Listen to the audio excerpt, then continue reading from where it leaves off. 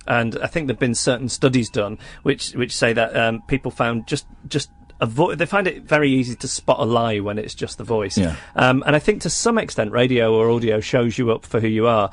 On the other hand, and I'm sure Kath Stroing will back this up, I can think of some people who on the air sound like the nicest, most energetic, generous... Let me have a look. You guys are supposed to write the catchphrase in.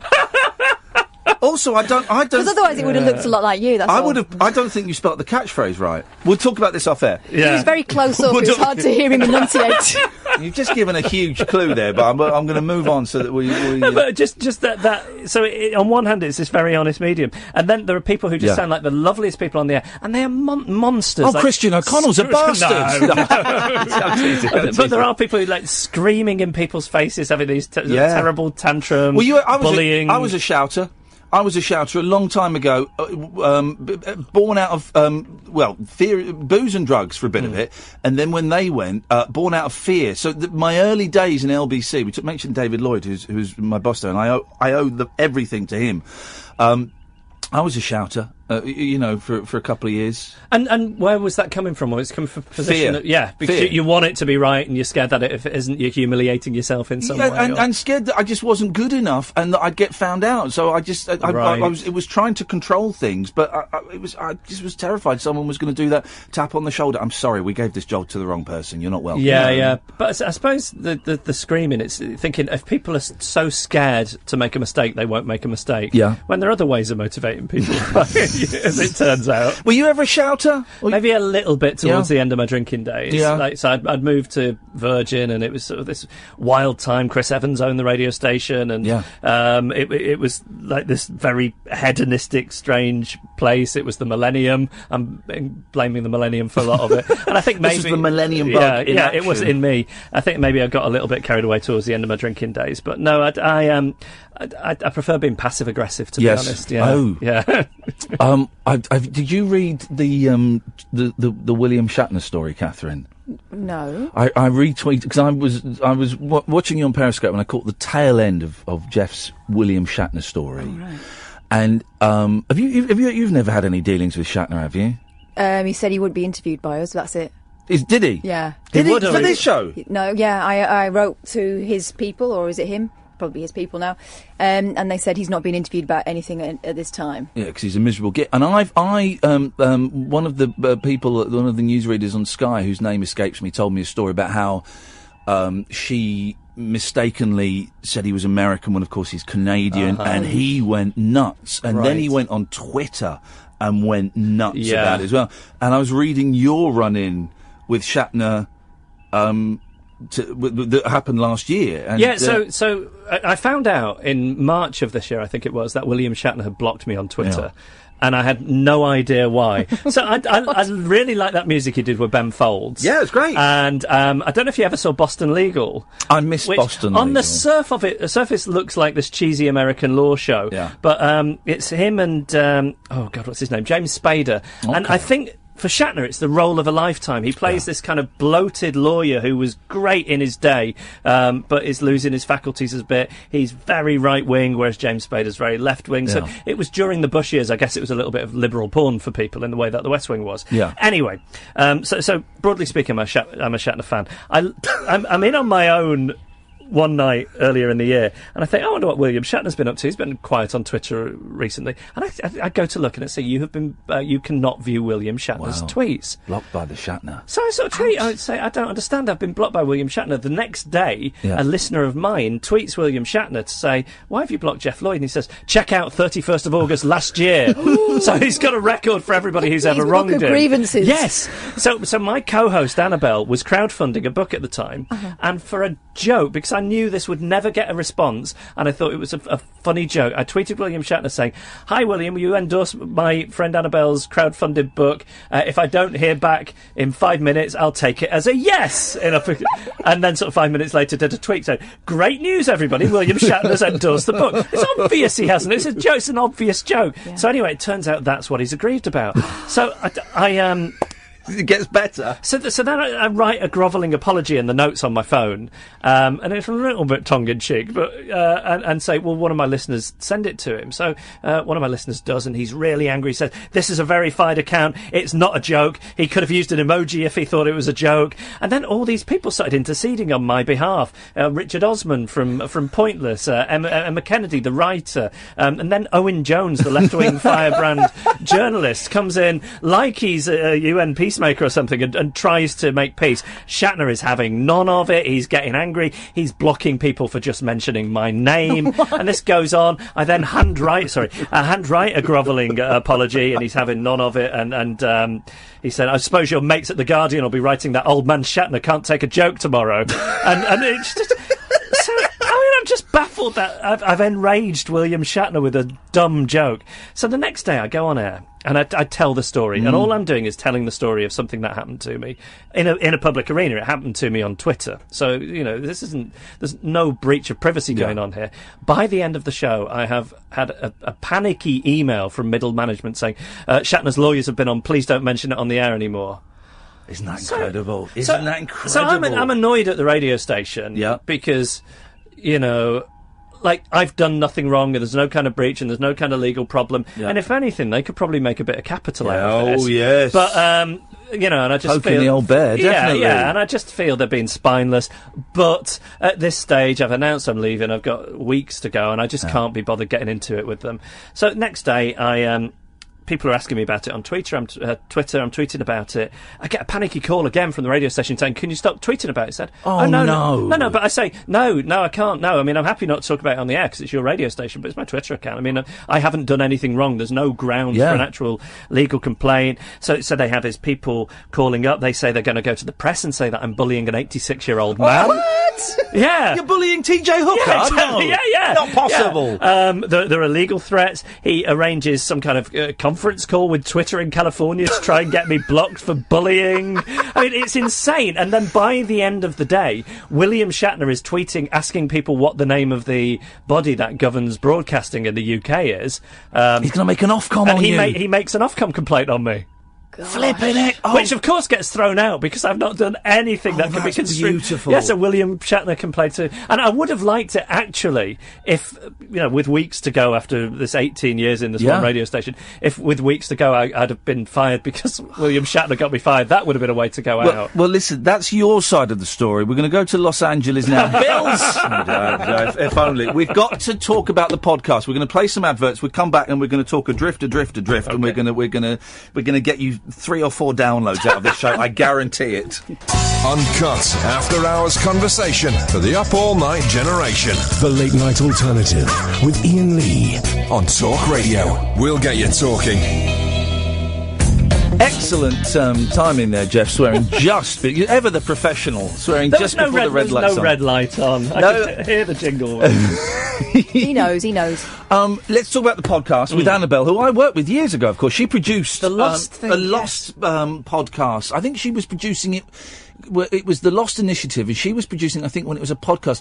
Maybe she was producing it when it was when it was like a little sort of online video show as well. And I've always thought that she is brilliant. I've always thought that she is very, very funny, and she's very, very clever. She was your producer. Yeah, not quite. So she came in on work experience years ago when I was doing the Pete and Geoff show. And then when we finished the breakfast show, I just we built her up more and more on the air. You like David Letterman, don't you? Yeah, of course. He used to. Have you read the book about him that's out recently? No. Oh, I'll send it. I'll send you my copy. It's brilliant. Have you seen the interview you recently did with Norm Macdonald? No. Norm Macdonald's doing a video podcast where, again, it's another long form interview because everybody's doing those now, it's so good. David Letterman. So this is going back to whenever the Winter Olympics would have been, 2001, 2002. He used on his show, there was a girl who worked on the show who was very deadpan, called Stephanie, who was the one he ended up having the affair with and being blackmailed over. There we go.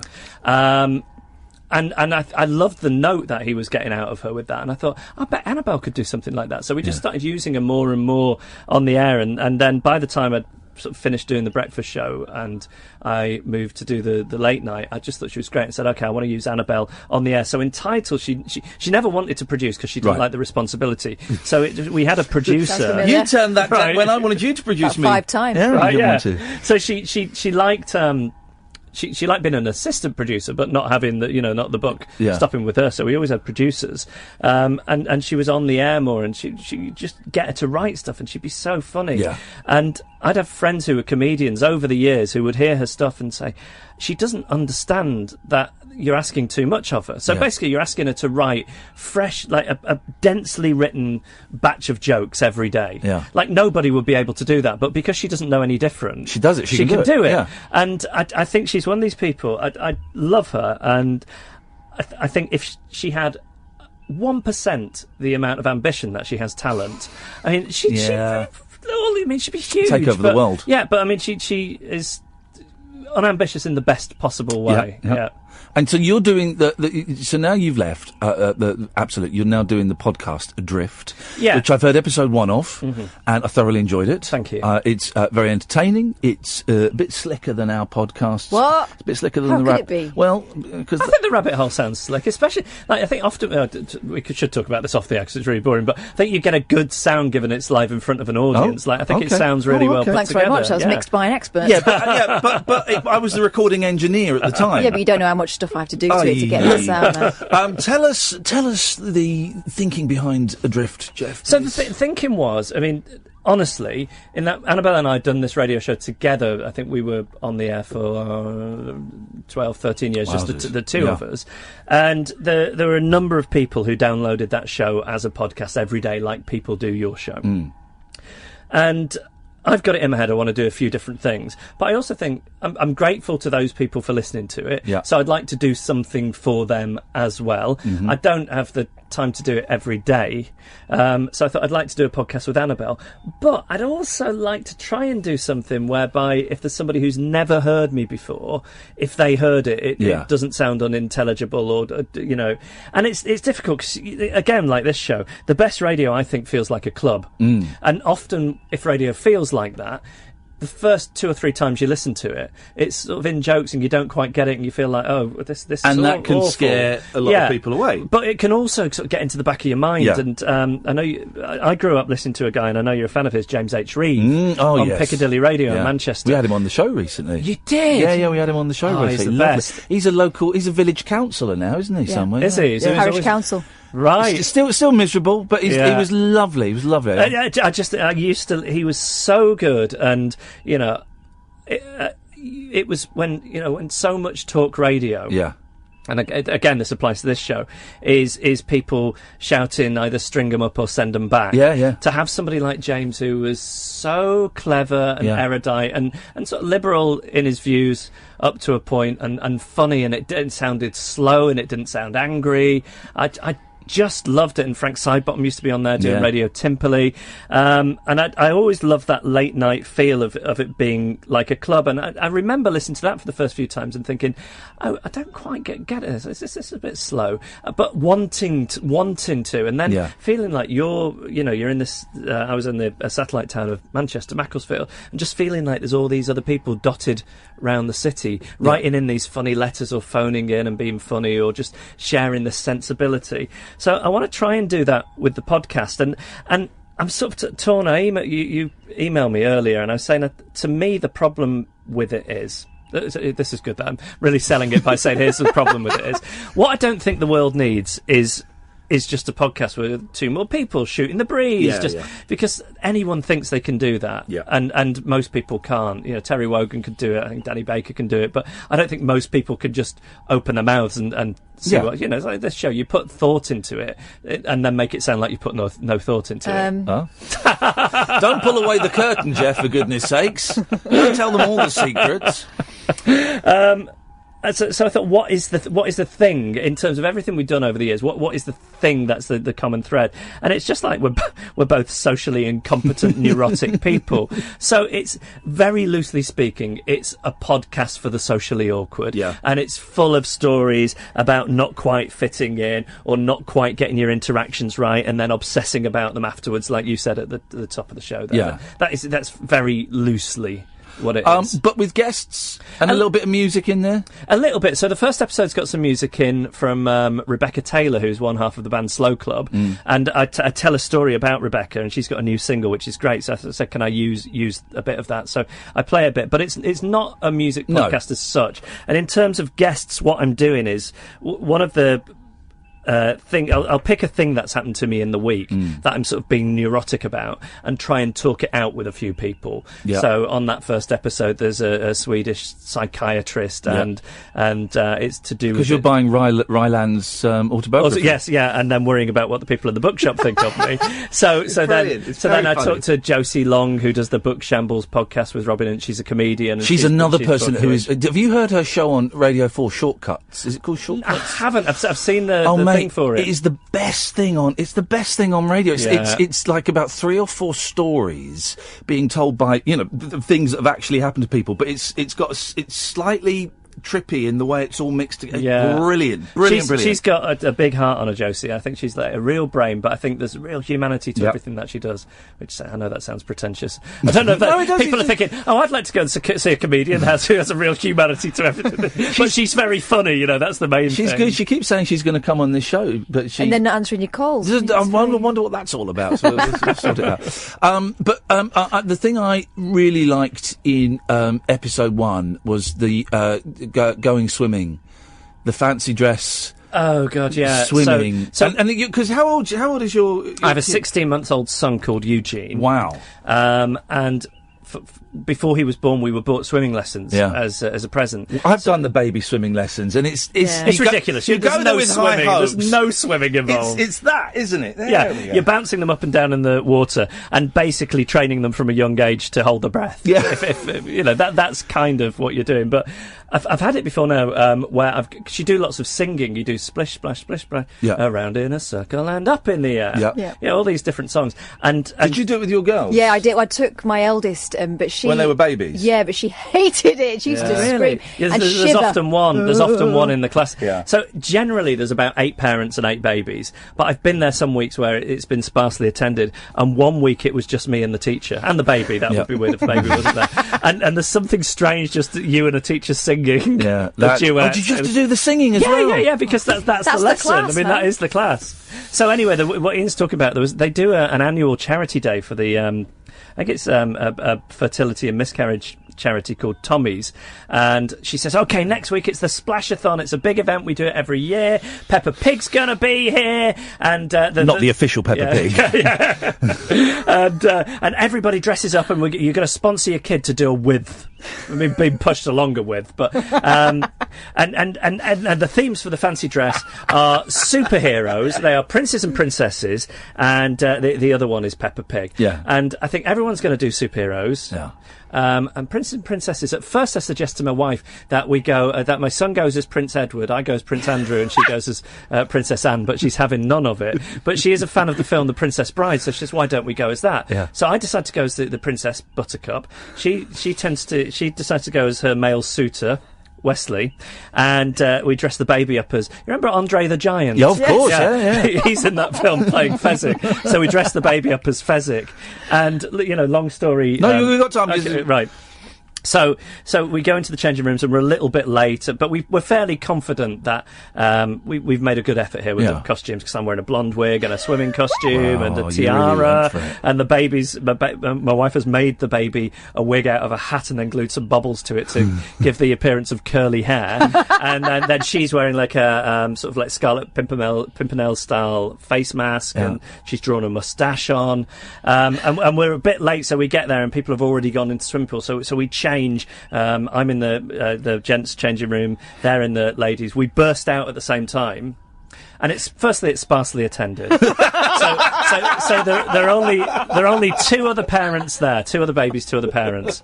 Neither of the two other parents have made the effort with fancy dress. They've just come in normal clothes. Oh, God. The teacher has been off sick, so they've got another teacher in substituting who isn't in fancy dress. Oh, God. And like but one of the other two babies is in fancy dress. It's only got a tiara on.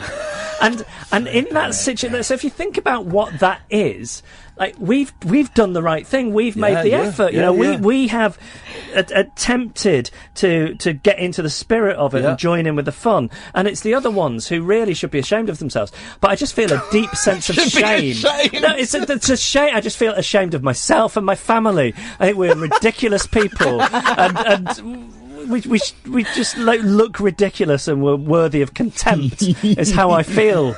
Standing there. Oh, God, it's that's episode But did he 1. do his width, is the important thing? He did do his width, yeah. He raised £230. And I didn't go public with it. This was just from friends and relations. Who wanted to see you dressed up like that? Tell them, unfortunately, there's plenty more of those sponsored things coming up with kids. Kids don't... We have a sponsored skip at our school, what? Right? But they put things in a skip for money. No, with the rope. And my boy can't skip, and you've still got to pay him 20 quid. Well, at least they're skipping. Mine just jump up and down. Right. So it used to be the case that when we would do sponsored things as kids, if you would get sponsored per length. Yeah. So there was some incentive to be successful at it. Yeah. That seems to have gone. Now it's just flat rate. Chuck up a tenner. You rock up, you get the money. The podcast is called Adrift. Yes, and it's the thinking behind that title was we needed a title, and I didn't quite know what the podcast was going to be at that stage. I love the picture of you two on it. It's beautiful. It looks a bit like a Nordic noir sort of detective show, doesn't it? Very blank. Yeah, staring at 1,000-yard stare. But it's that feeling of like we all, like when you feel a bit adrift in life and you feel like you're pretending to know what you're doing, but you don't really, and everyone else seems to be a grown-up, but you're not. I think a lot of the listeners to this show will get. I was listening to it going, well, that's me, that's Kath, that's honestly, I loved it. I loved it. Is it every week? Is it going to be? Yes, every Wednesday. And iTunes. I know some people don't like iTunes, but. I guess it's on everything. The rage that people Isn't have. there? Yeah. I was so if you say that you use an Apple product, which I do, not because I'm flush with money, but because I'm computer illiterate and I want something that will never get a virus. That's why I use an Apple product. I don't think that holds true anymore. Oh, is that right? Yeah, 10 years ago it did. Okay, well that's why I started. Well, now I just don't want to have to learn a new thing. I don't have to learn how something new works. But people will go, crapple, why'd you use that? You're a baby. Yeah. You're just sheeple using Apple. Yeah. People are so angry about it. But we've had people say, I'm not going to listen to your podcast if it's on iTunes. Well, it's on everything else as well. Yeah. But why is it like that with Apple? People don't get angry at me because I have a Miele washing machine. Like, why is it that? Because they don't know. Right? Yeah. Jeff, it's always a pleasure. I hope this has not been. Let's say now. Yes. I am very happy with the way you performed. I think this has been a very successful social interaction at least. I don't know. I worry about how entertaining it would have been for anyone listening. There we go. But in terms of a social interaction and in terms of us becoming friends, like I feel that if we'd have met at a different time, it could have happened. But in what situation are you socialising with somebody, Iain? It's never going to happen, Jeff. Like, I would go for a cup of tea with you, but who's going to instigate it? We don't even have each other's phone numbers. I have yours.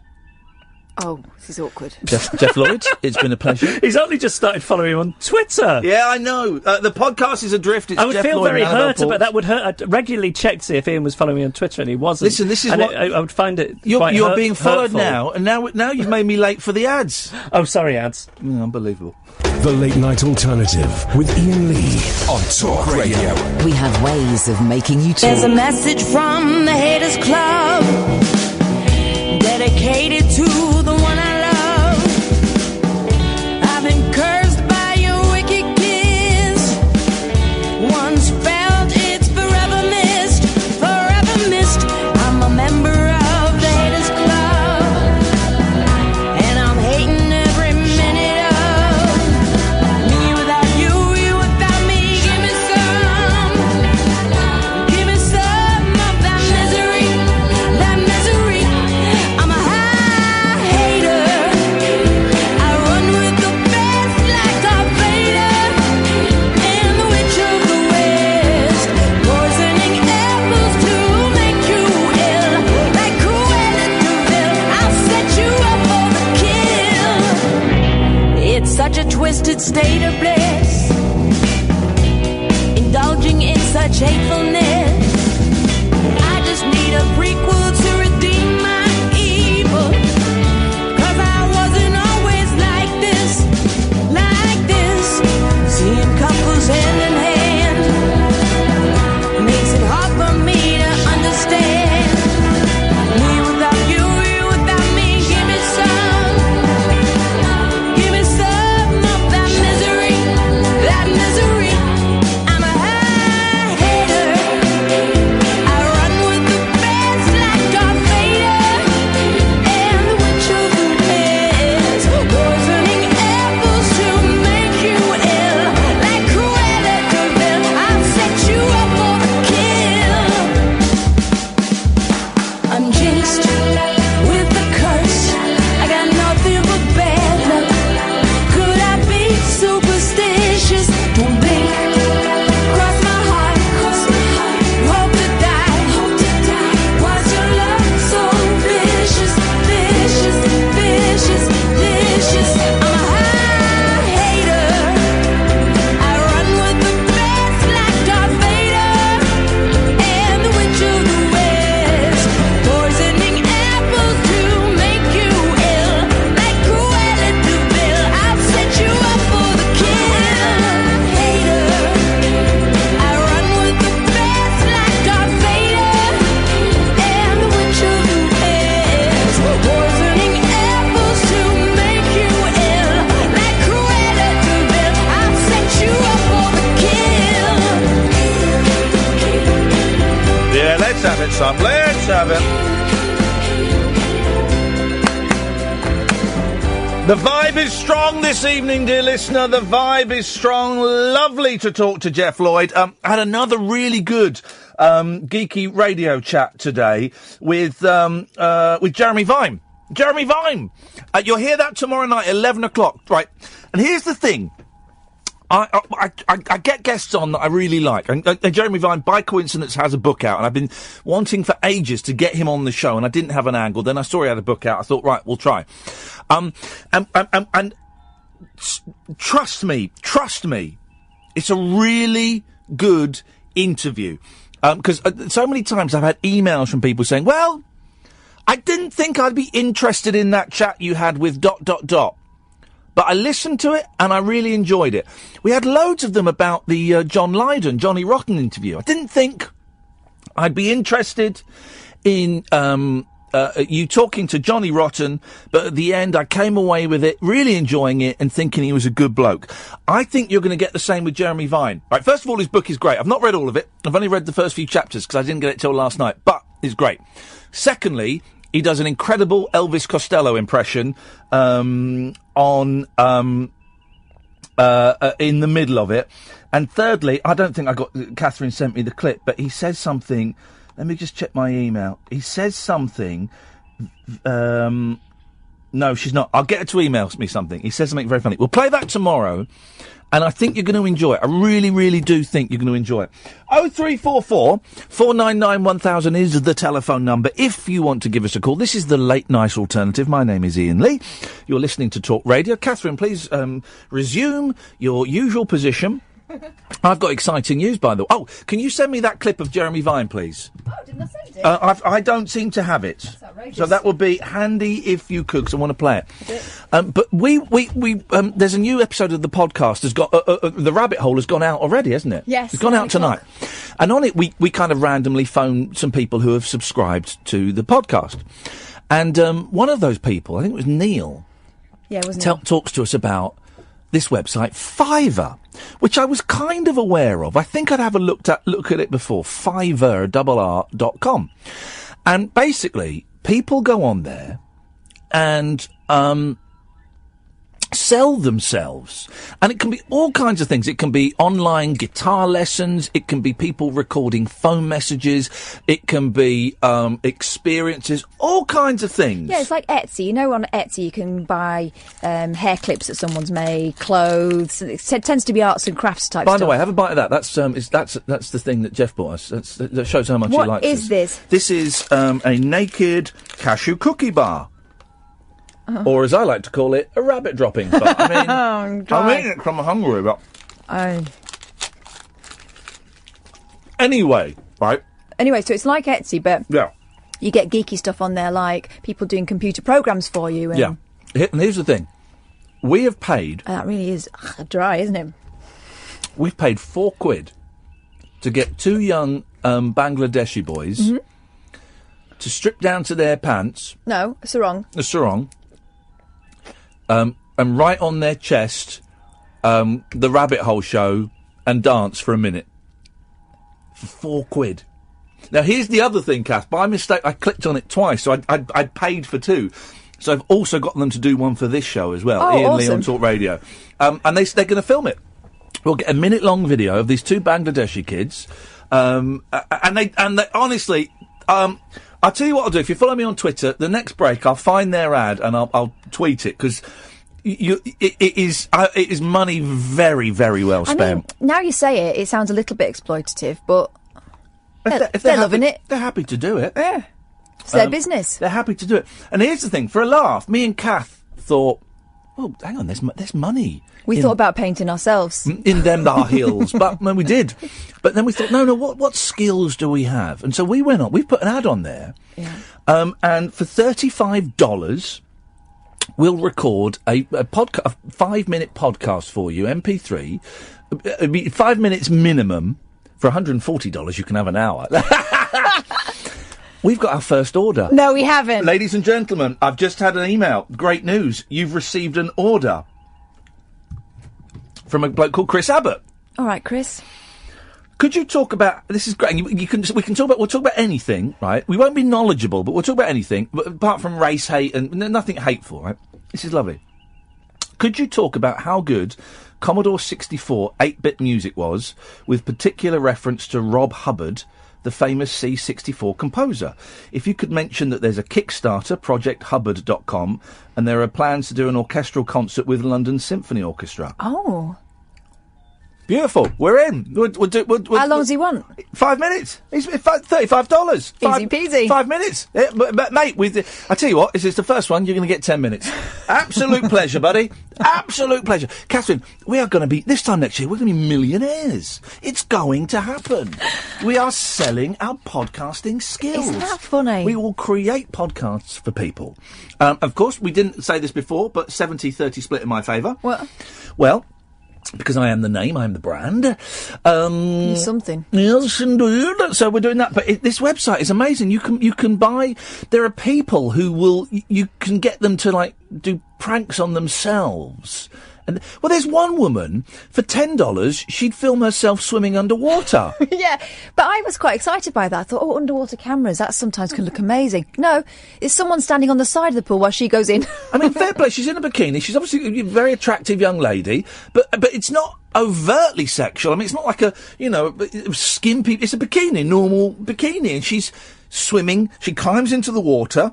You see her swimming through the water underneath it, of course, and then coming out the other eye, and that's it. And you can pay for that. And I think if people are prepared to pay for that, bloody good luck to them. Really, really good luck. I think it's absolutely awesome.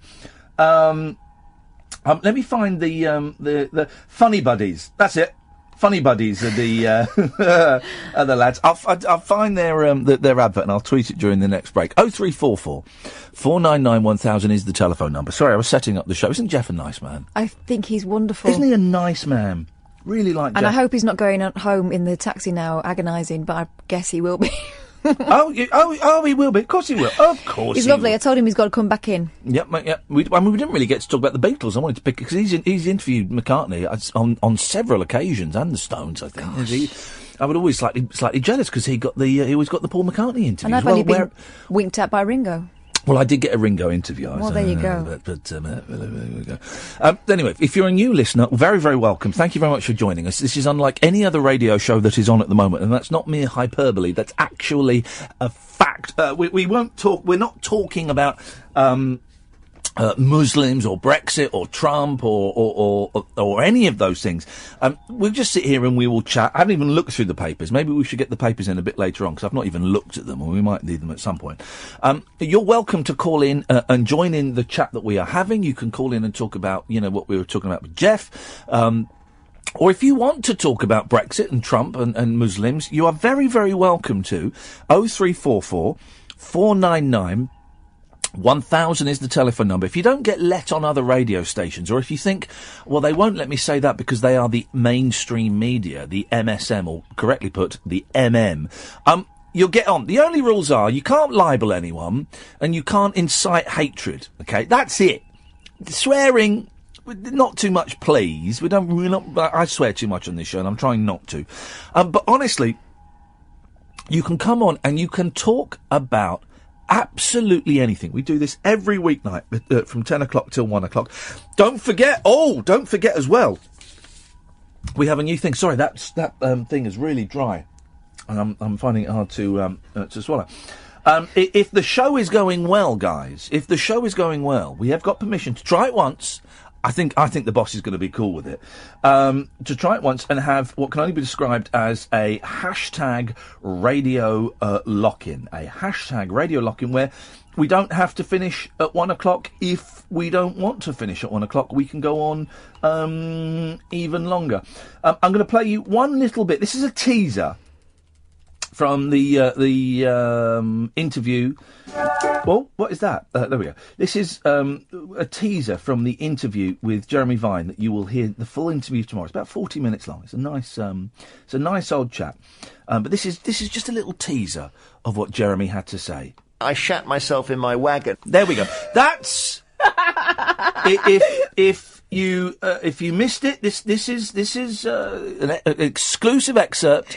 He's so going to regret saying this. An exclusive excerpt from the Jeremy Vine interview that we'll be playing tomorrow evening. I shat myself in my wagon. That's happening tomorrow evening, 11 o'clock, only here on Talk Radio.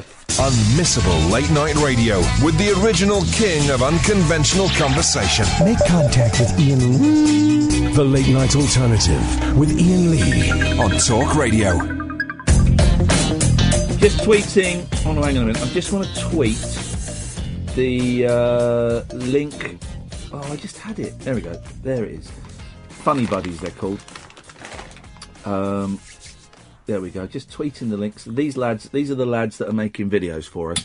And fair play, Harsh Singh, who came to Tag stroke had stroke he. Yeah, and I see him sometimes in the gym I go to. He's in Pie by the Pound in New York City, where we were. He's got someone. Is he doing the Iain and Kath tour? He really is. This is two people in 1 week have been in touch. We had, I think it was Robert yesterday, who said that they just got back from New York, where they've been to the Stardust Diner. Mm-hmm. And Harsh is in Pie by the Pound. This is incredible. People are actually going to places that we said. Luckily, go and find Mr. Pisano and go and look at his house. Let's see what happens if we go to San Francisco. 0344 499 1000. We're just saying nice things about Geoff, and now we're just trying the food that he's got us, and saying bad things about Geoff. He didn't try to sell it or spin it, did he? He said it was awful, but it's not awful. It's just very dry mouth inducing. Very, very dry mouth inducing. Go on. I tell you what, guys. Listen, let's have some fun, and let's help these lads in. Is it Bangladesh? They're from the Funny Buddies. Let's help them, right? Because you can. It's literally, I think it cost me £4.70 once. It's under a fiver, right? For a minute, they will write a message on their chest, and here's what we do. I've got an idea. For less than a fiver, they'll write a message on their chest and make a video of them dancing, right? The one, do it this week, next week, and the week beginning the 7th, 8th, 9th, 10th, 11th, the 11th, September the 11th. We all need a laugh on that date because of the historical connotations of it. If we get enough in, the one that makes us laugh the best, we'll find a prize of low value. Put it on Twitter and hashtag us in it. There we go. Yeah, that's what we'll do. So they are the Funny Buddies. They're on Fiverr. They're not in any way associated with us. I just saw it today. I thought, this is funny, man. They're in Bangladesh. You give them, it's $5, I think it is, and they will write a message on their chest and they will dance. The one that makes us laugh the most, in the next couple of weeks, we'll find a cheap little prize, but it will be nice. That's what we'll do. Good idea. No one's calling in. That's okay. Screw those losers is what I say. I say, screw those losers. Let's ask Jeremy Vine. Jeremy, what do you say? I shat myself in my wagon. Okay. Okie dokie. What other guests we got coming up? Bucks Fizz. Have you emailed them? Yes, they're going to email me back. Okay. We also have... Who else is coming up? Oh, Arlene Phillips. Oh, yeah, lovely Arlene Phillips, who's absolutely delightful. Mark Mason's coming back in. Mark Mason, who wrote the brilliant book about postcodes. Was that the book that he was promoting when he came in last time? No, it was... Yeah, it was Postcodes. Oh, was it? It was Postcodes, I think. It was Postcodes. And he also did a book where he travels around the from John O'Groats to Land's End, the other way round, sorry, on a bus. Mm-hmm. He's got a new book about quizzes. He's gone around doing loads of different quizzes. Of course he has. He's never in, is he? And he sent me a question that I got right. What was the... This is a great question, by the way, guys. This is a great question. No Googling, please. Let me find the question he sent me. Musical question. Okay,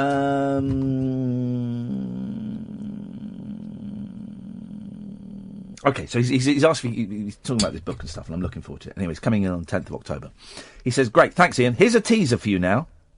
The Beatles had 3 one-word number ones in the US, one of which got to number 1 in the UK as well. Which 3 songs? The Beatles had 3 one-word number ones in the US, but what were the songs? Okay. Help. Correct. Michelle. Incorrect data. Oh. You can't just keep... Think carefully, right? That's the only misfire I'm going to let you have. You can't just keep saying all the one-word songs, all right? Can't do it. Give me some of that poppycorn. I got half of them right. You've not got half of them right. You've got a third of them right. There's 3. Half of the ones I've said to you I got right. That's very dry as well. I hate popcorn. Stop eating it then. The Beatles had 3 one-word. If you know the answer, guys, phone in and beat Kath. 03444991000. The Beatles had 3 one-word number ones in the US, one of which got to number 1 in the UK as well. But with which 3 songs? Dunno. Well, I did know. I'm not saying. I'm going to wait and see if the callers call in. Why is no one calling in? Has like there been a nuclear strike or something? What's... Can't joke about that these days. Oh, if you can't even joke about... Hey, I've discovered... Oh, this is it. I've got an idea for the show, but it's physically dangerous. Tell me anyway. Okay, because wait. So I've discovered 2 new programmes online, right? 2 new programmes that no one else has ever seen. One is called The Last Ship. Not started watching it yet, but it's good, I think. Post-apocalyptic world, right? And it's these people are on a ship.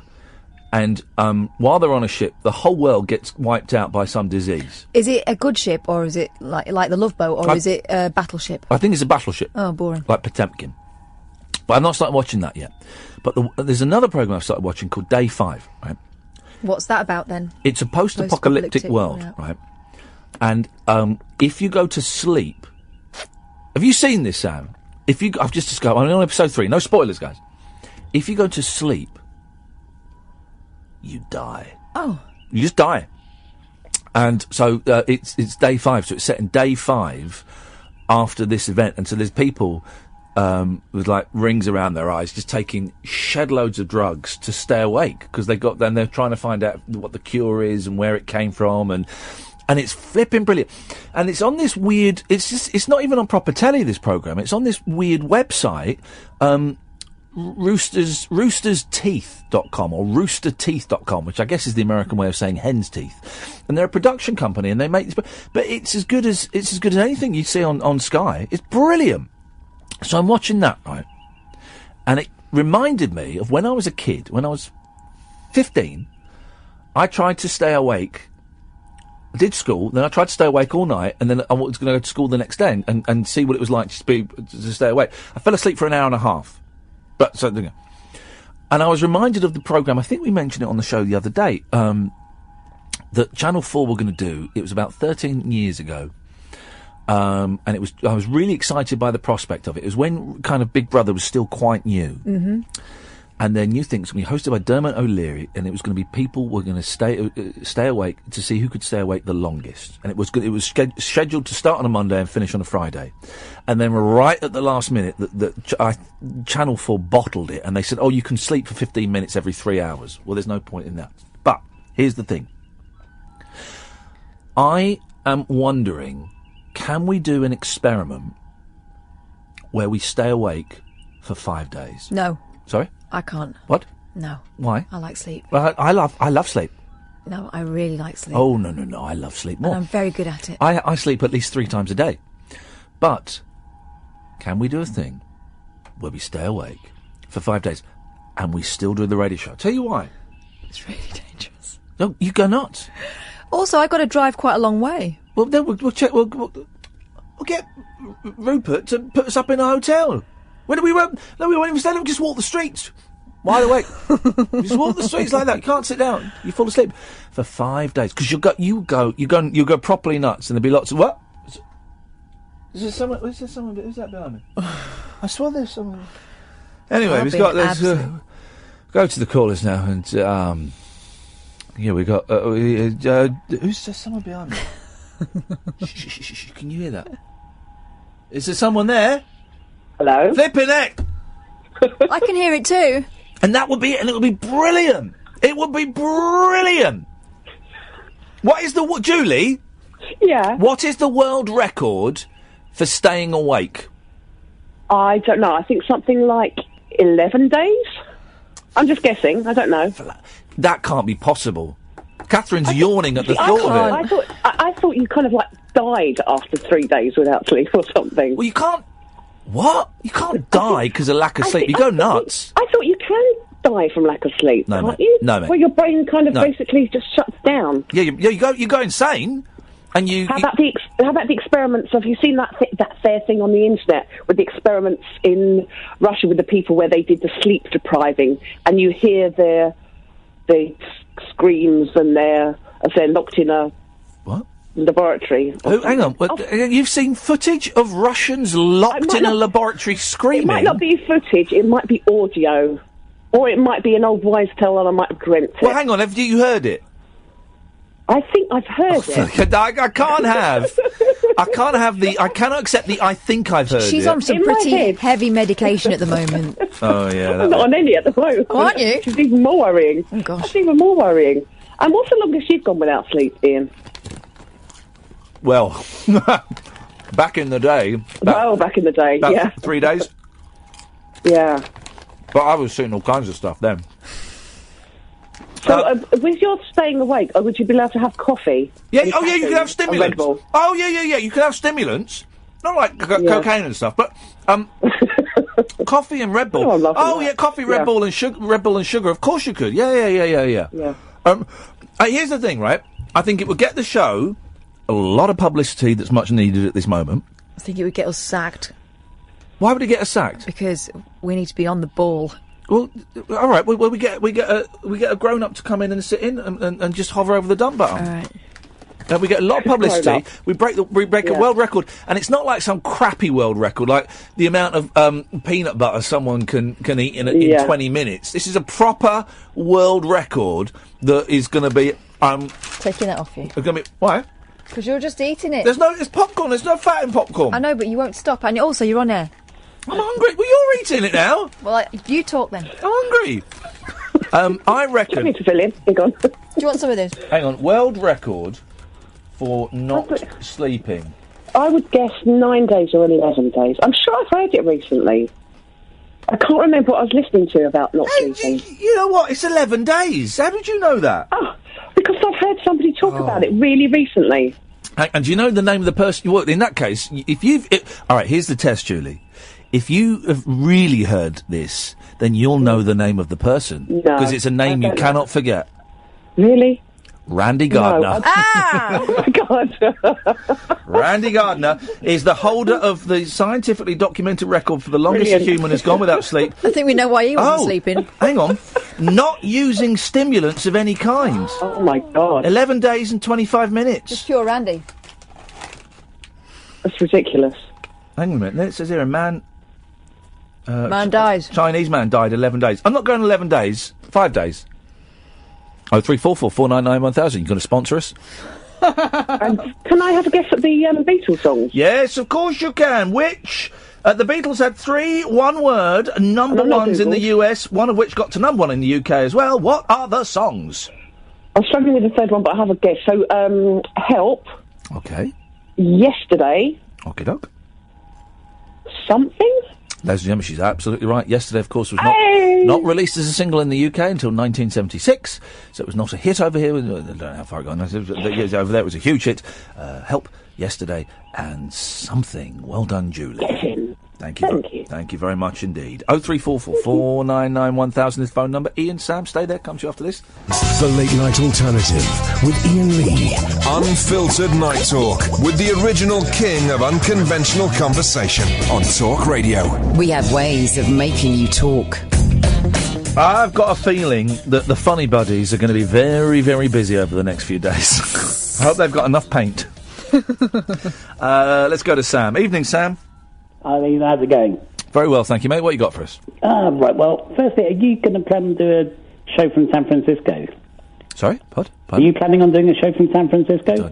I've absolutely no idea where. If you do, it's fantastic. I love San Francisco. I love San Francisco. It's great. I only went there once for, I think they stayed there overnight, and I love it. Here's the thing.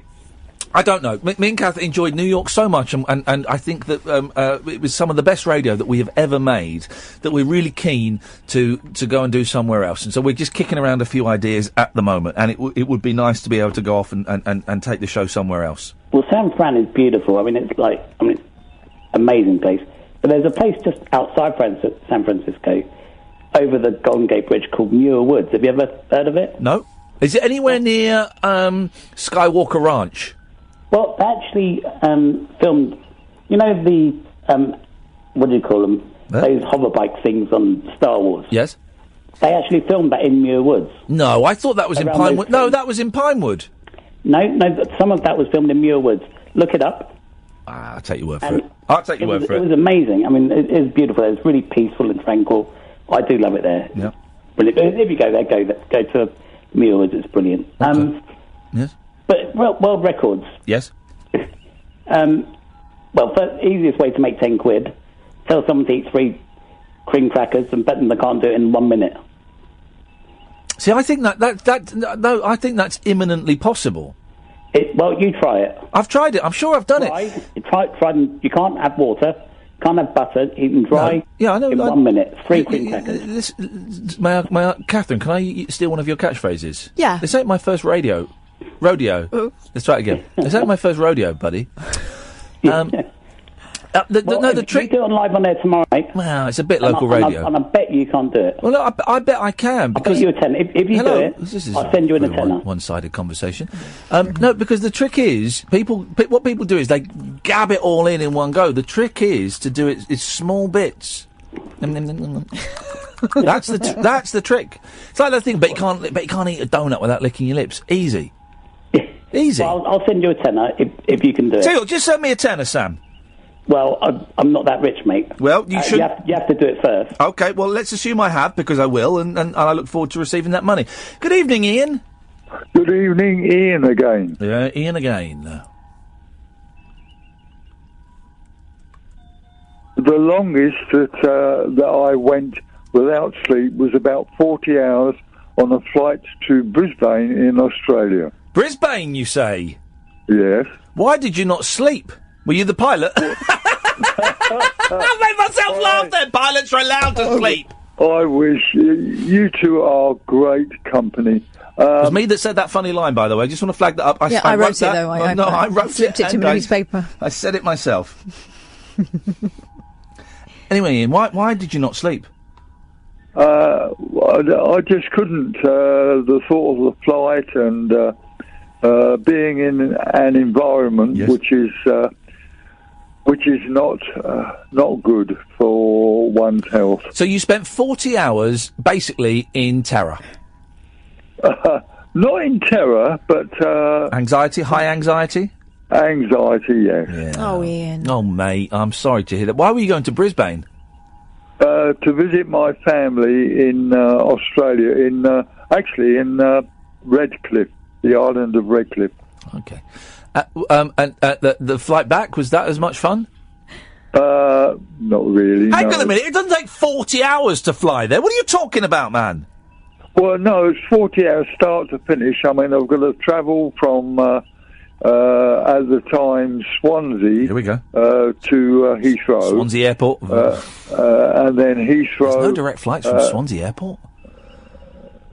No, there's no flights to Heathrow. Here's a long flight, and to Hawaii. Hawaii's a long flight because you fly out to San Francisco or LA, sorry, LAX, that's like 16-hour flight, 15-hour flight, something like that, 16 hours. Yeah. And then the flight to Hawaii is like another 8 hours or something. It's a real long. People think Hawaii, it's part of America. Oh, it's flipping miles away. It's closer to Japan than it is to America. Long way. Long old ways. Well, Ian, I hope you never have to. Have you still got family over in Brisbane? Yes, a huge family. Stuff them. Stuff them. Make them come to you, Ian. You're not getting on that flight again. I forbid it. Right, I'll take note of that. Thank you very much, Ian. I appreciate the call, man. No, I'm not having them flying over there like that. Not having that one bit. Making him go all that way? Who do they think they are? 0344 499 1000 is the telephone number. What's the longest you've ever been awake?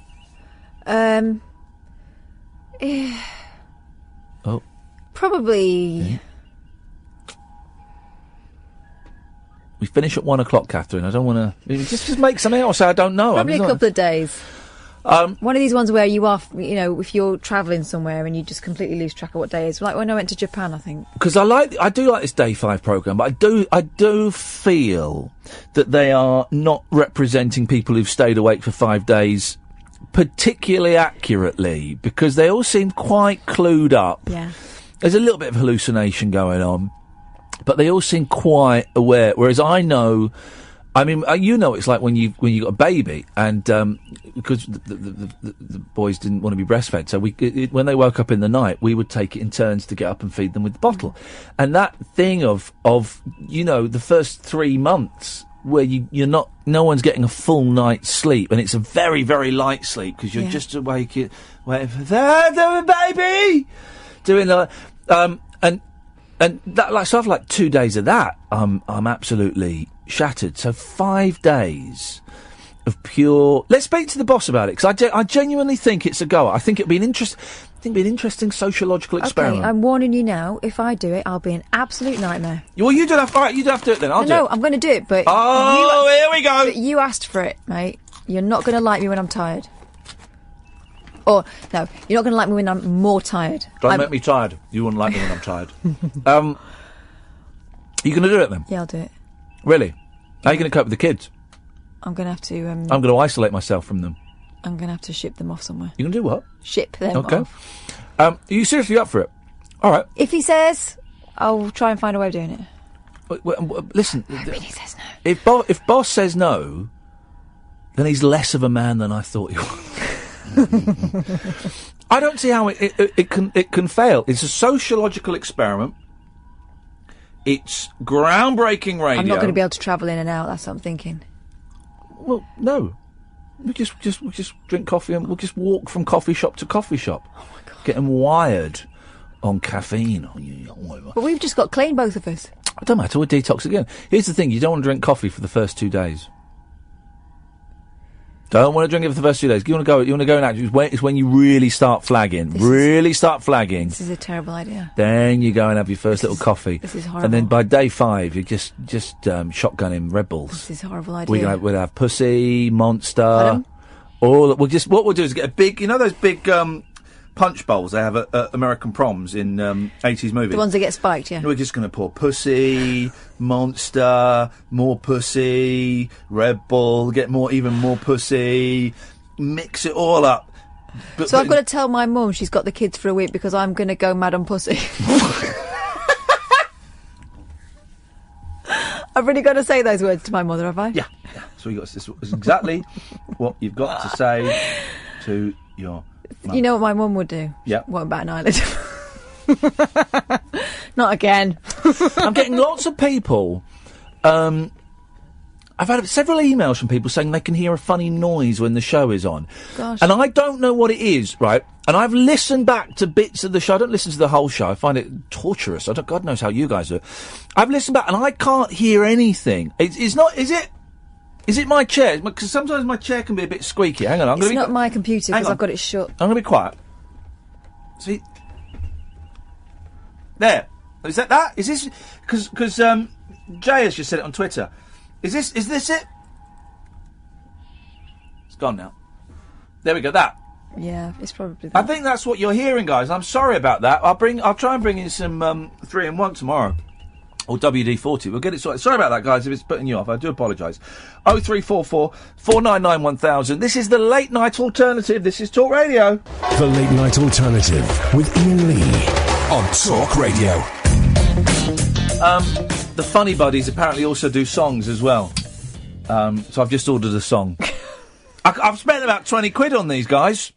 I spent a fortune on them. I can't. I'm obsessed with the Funny Buddies. Now, someone is telling me it's a bit of a kind of hit and miss show at the moment.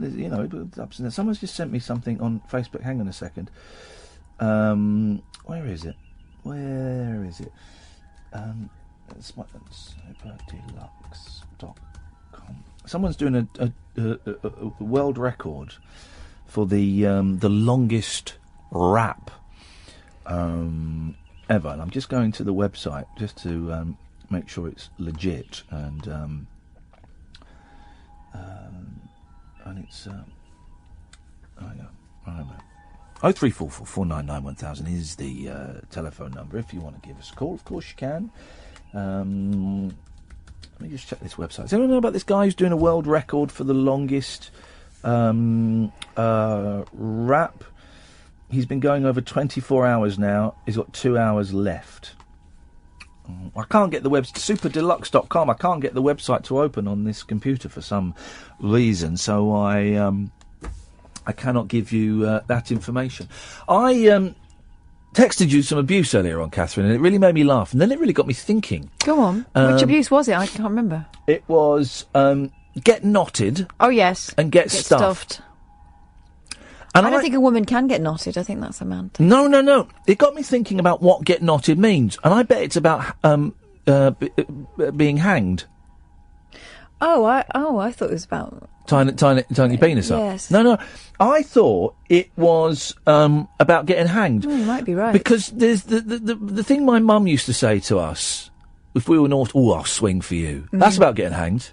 I thought it was a... Yeah, I thought it was a swinging... Swinging a punch. No. It's about swinging from the gallows. Well, that's a nice thing. I would swing for you. It's like, I would die for you. What, I would... No, I mean, no. What it means is, I would go to I will murder you. And I'll... And then I'm so angry with it at the moment, I'm prepared to murder you, even though I will get hanged for it in the old days. You're right. That's exactly what it means. That's how angry I am with you. And it got me... I started thinking that get knotted, quite possibly... Maybe I'm overthinking it, I don't know. But get knotted is quite possibly the same thing. Get knotted, tie a hangman's noose around you, and get stuffed. That's got to be... No, not a fist up the anus. That's what she just mimed. Taxidermy. No. Why not? Get stuffed. Well, that's a luxury treatment, isn't it, really? No, I think it's got to... I think they're to do with murder. I know, I think that's a sexual one, get stuffed, isn't it? Oh, I think they're murder. I think they're murder. In many ways, this is a lot like Countdown. Yeah, it's boring. And not as good since the original people left. What? Oh, I don't know. I'm running out of material, if I'm being honest. I've not looked in the papers. Could you do me a favour and go and get the... yeah, right. All the papers, please. Yeah. Because I've kind of run out of... run out of stuff. Do you know what I mean, guys? I've run out of stuff. Where are we? Is it Wednesday? It's Thursday. Flipping it, it's Thursday today. So, the end of the week is nigh. I can't always... be delivering the gold for you, can I, guys? Can't always be been mining diamonds and polishing them up and sending them over to you. Oh, I did something I was going to talk about. Have you ever been in a VIP section? I was talking to someone who works here about VIP sections, and they said they were ushered into a VIP section once at a gig, and all that meant was 0344 499 1000, by the way. All that meant was they stood at the far end of the bar behind a rope. And I think I've been in a VIP section once. It was at a nightclub. I want to say it was in Reading, but I'm not totally sure. And I was co-hosting a charity, or it was one of the worst nights of my life. An awful, hellish, awful night. And I was co-hosting a charity auction with Jade Goody. And I got in terrible trouble because one of the people who was bidding on, I don't even know what they were bidding on. I remember Kate Lawler was modelling clothes. It was a very, very strange night.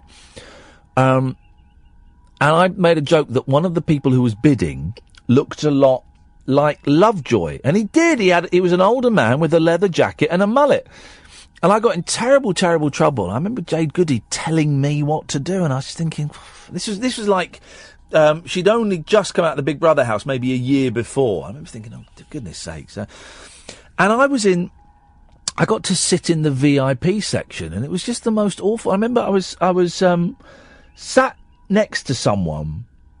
I can't remember who else was in there, but I was sat next to this woman, and I said, have we, I'm telling my story of sitting in the VIP section. Oh. I said, have we met before? She went, no, I don't think so. You probably recognise me. I'm Faye Tozer from Steps. And I went, no. I know you are. Genuinely, I think we've met. This isn't a chat line. This isn't me doing that thing of, I recognise you. I think we've have I interviewed you or something? Well, you might recognise me. I'm Faye Tozer from Steps. She's from Dunstable. Is she really? Yeah, she came and did a charity thing at the old place. Oh, good for her. Yeah, she's nice. Good for her. Well, she's very nice. Have Steps split up again now? Because they do you remember, there was, Claire and H had like a little thing going, didn't they? A group going. They had a couple of minor hits. They got together, didn't they? Didn't they reunite last year? I thought it was because they did that thing about 5 years ago. There was like a comeback thing, and it was filmed for TV. No, they've come back more. Have they come back more? Because that was great. Because it was like a documentary following them reuniting, and then when they got a lot of heartbreak. When they got back to the Manchester Arena, they burst into tears because this is where you and H said you were leaving. Oh, yeah, I saw that. Yeah. And because hadn't H written a letter or something? It was a letter. Oh, I don't know. Isn't it funny? But they got back together again, did they? Are they still? I think there's a new song. They can't still be playing arenas, can they? Can Steps still be playing arenas? Wow, that's I never got Steps. I liked them. I liked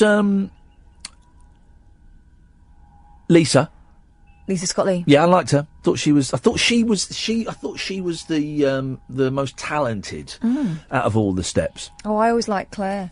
Here we go. This is what we're going to do. I've got it. Last hour of the show. I've got it. I knew it would come to me. Pop's unsung heroes. Pop's lost stars. Those who have fallen for pop.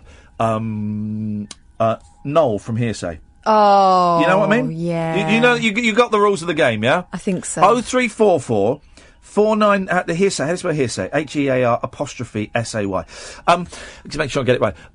Pop's unsung heroes, those who went out there and they sold 1 million, but no one remembers Noel from Hearsay. We remember Kim Marsh, of course, because she's in Coronation Street. Joey Fatoni from NSYNC. Whose name looked a lot like Joey Fat One. Joey Fatoni. Who were NSYNC was Timberlake, wasn't it? Timberlake, yeah. Joey Fatoni. Joey Fat One. 0344 499 1000. Let's commemorate in the way we know best those who also served by laughing at them. Anthony Costa? No. I don't think he's fallen. I don't think any of the Blue Boys have fallen. No. No. Okay. No. Okay, we'll shelve that. Yeah. We'll shelve Costa. Who was the group... hang on, John's called in. John! Hello. Who's also served? No, I haven't served. What? Sorry? I was in the VIP section. What? I was in the VIP section. An OAP section? A VIP section. Oh, you were in a VIP section. Oh, sorry, I do apologise. Yes, John. Wearing a bra. Sounds like a wacky night out. It was. Well, it was at Rewind Festival. You're gonna just keep speaking, but try and put these words into full sentences, John. I have faith in you. Not a problem.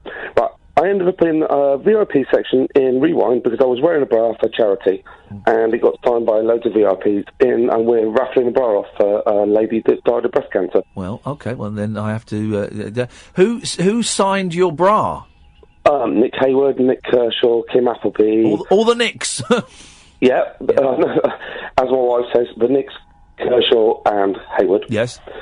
And there was loads of people. And all the rewinders that knew her also... I don't know what I'm going to say it, because you've mentioned it a third time now, and when you mention it twice, I could kind of nod along as sagely, but now I don't know what rewind is. I know what it means on a video recorder, but in terms of nightclubbing... No, it's a festival. Just near you, in Henley. It's an 80s festival. Okay. Well, hang on, what were the Appletons doing there? No, Appleby. Who? Kim Appleby. Oh, Mel and Kim.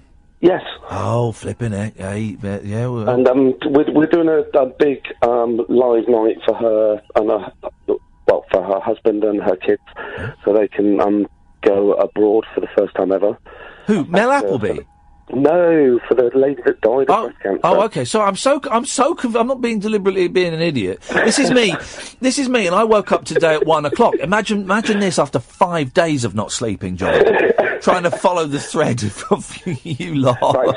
So, do you want me to start from the beginning? Well, I feel we've got... you went to a festival and you got your bra signed by Mel from Mel and Kim. Yes. Beautiful. And other people. Okay. Who was the... How big was the bra? Who was the... It was a huge bra on the inside. Who was the person... we've all got things signed, and quite often someone who's not that famous will go, yeah, go on, I'll look. And you go, no, it's all right, don't... No. Who was the person that signed it that you didn't want to sign it? No one, actually. Oh, come on, John. Someone I didn't know. There we go. Was it a pop star? I think so. But you don't know. What do they look like? Let's try and work it out. I think. Well, he was part of BEF, which is the British Electric Foundation. The what? So that's not BEF, right? Yes. That's not. So they're not. So he's not a pop star. Well, they are. It's like Heaven 17 and Jilted John and loads of people from Sex Pistols got together and they all formed the British Electric Foundation. So one bloke signed the bra, but I haven't got a clue who it is. Oh, mate, this is it. John, we are raffling the bra off for charity. I'm sure you are. Clive Jackson from Doctors and Medics is going to be doing a charity for the lady that died of breast cancer. Well, I wish you the very, very best of luck with that, John. Let's go to Dan. Darius Dinesh. Oh, beautiful. Because he had a little bit of a spit and polish, didn't he? Yeah, he had a renaissance. He does the West End now. I think that Darius the other night. I'm going to have a triple-selling, multi-platinum album. He was But he was great because he knew he was a little bit crap in the end. Yeah. And then he worked with it. Yeah. Where is he now? Because he did another curveball. Yeah, go on. I don't know if you'll agree, and it's a difficult one, and I realise it's coming up to the news. Jerry Halliwell. Well... What are you talking about? No, of course not. Why not? She's a big star. She was hosting This Morning the other day with a little girl. Girls, what? As part of the Spice Girls.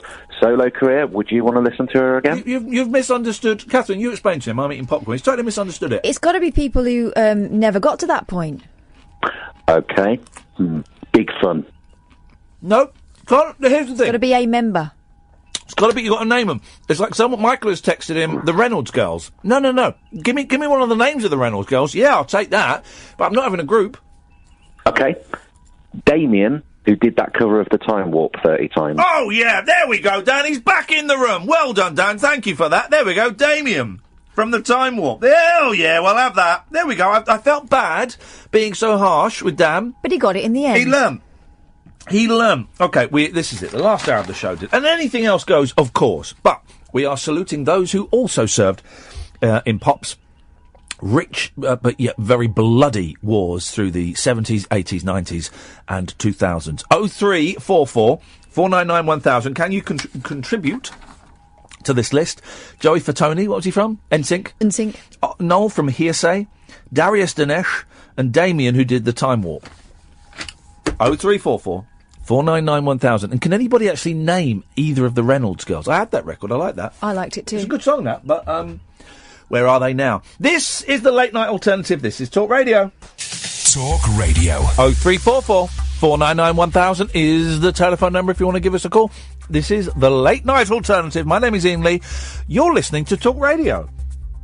The Late Night Alternative with Iain Lee on Talk Radio. We have ways of making you talk.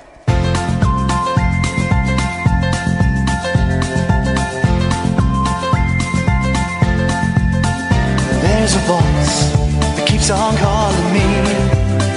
Down the road is where I'll always be. Every stop I make a new friend. Can't stay for long, just turn around and I'm gone again. Maybe tomorrow I'll wanna settle down. Until tomorrow I'll just keep moving on. Down this road that never seems to end. When new adventure lies just around the bend. So if you wanna join me for a while, just grab your hat, come travel light, that's hobo style. Maybe tomorrow I'll wanna settle down. Until tomorrow, the whole world is my home. So if you wanna join me for a while, just grab your hat, come travel light, that's hobo style. Maybe tomorrow I'll wanna settle down. Until tomorrow I'll just keep moving on.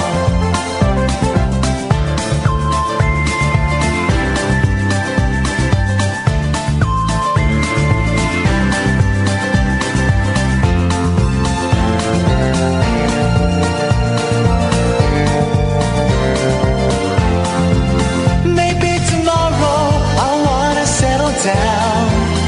Until tomorrow I'll just keep moving on. There's a world that's waiting to unfold, a brand new tale no one has ever told. We've journeyed far but you know it won't be long. We're almost there and we paid our fare with a hobo song. Maybe tomorrow I'll wanna settle down. Until tomorrow I'll just keep moving on. So if you wanna join me for a while, just grab your hat, come travel light, that's hobo style. Maybe tomorrow I'll find what I call home. Until tomorrow, you know I'm free to roam. Ba-dum. Last hour of the show, the Late Night Alternative, weeknights between 10 and 1. I say the last hour. If the show starts cooking, we could carry on after 1 o'clock. I will tonight be the night that we do our first radio lock-in. I just don't know. Let's go to Davey. Good evening, Davey. Good evening, sir. How are you doing? Yeah, all right. Yeah, good. Right. Artists that have transcended the decades. Sorry? Music.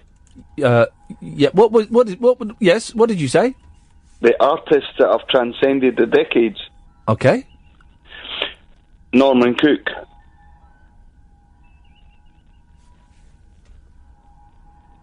Okay, from the House Martins to being Pizza Man, underground dance music in that style. Oh.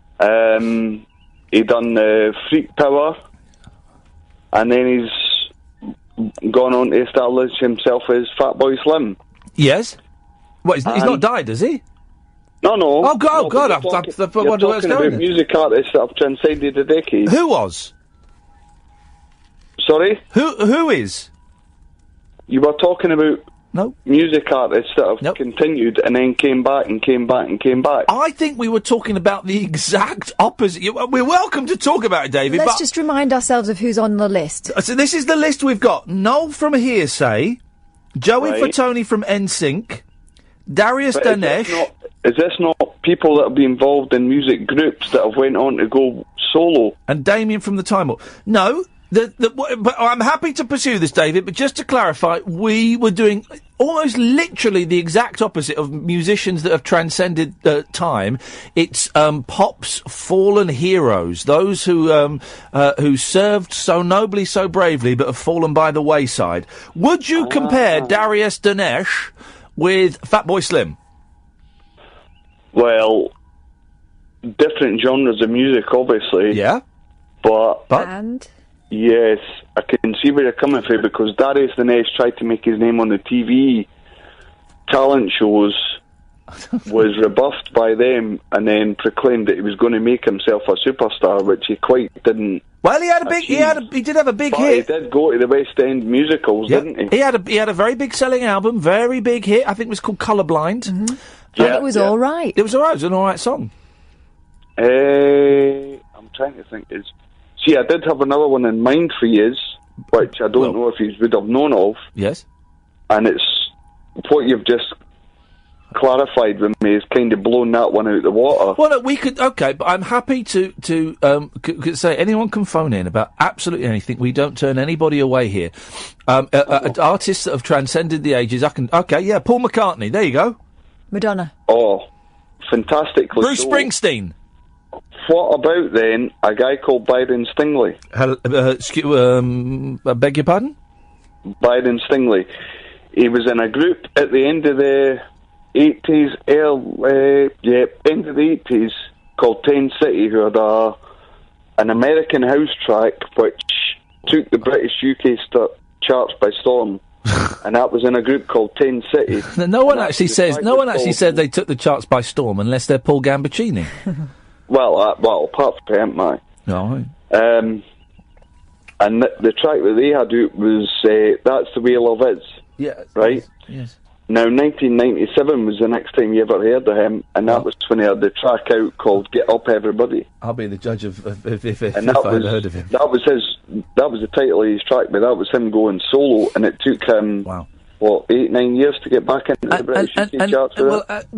It's certainly not one that hang on a minute. You've called in with Fatboy Slim. We've had Paul McCartney and Bruce Springsteen, and now you're saying, sorry, what was this guy's name? Big Squeen Bangla?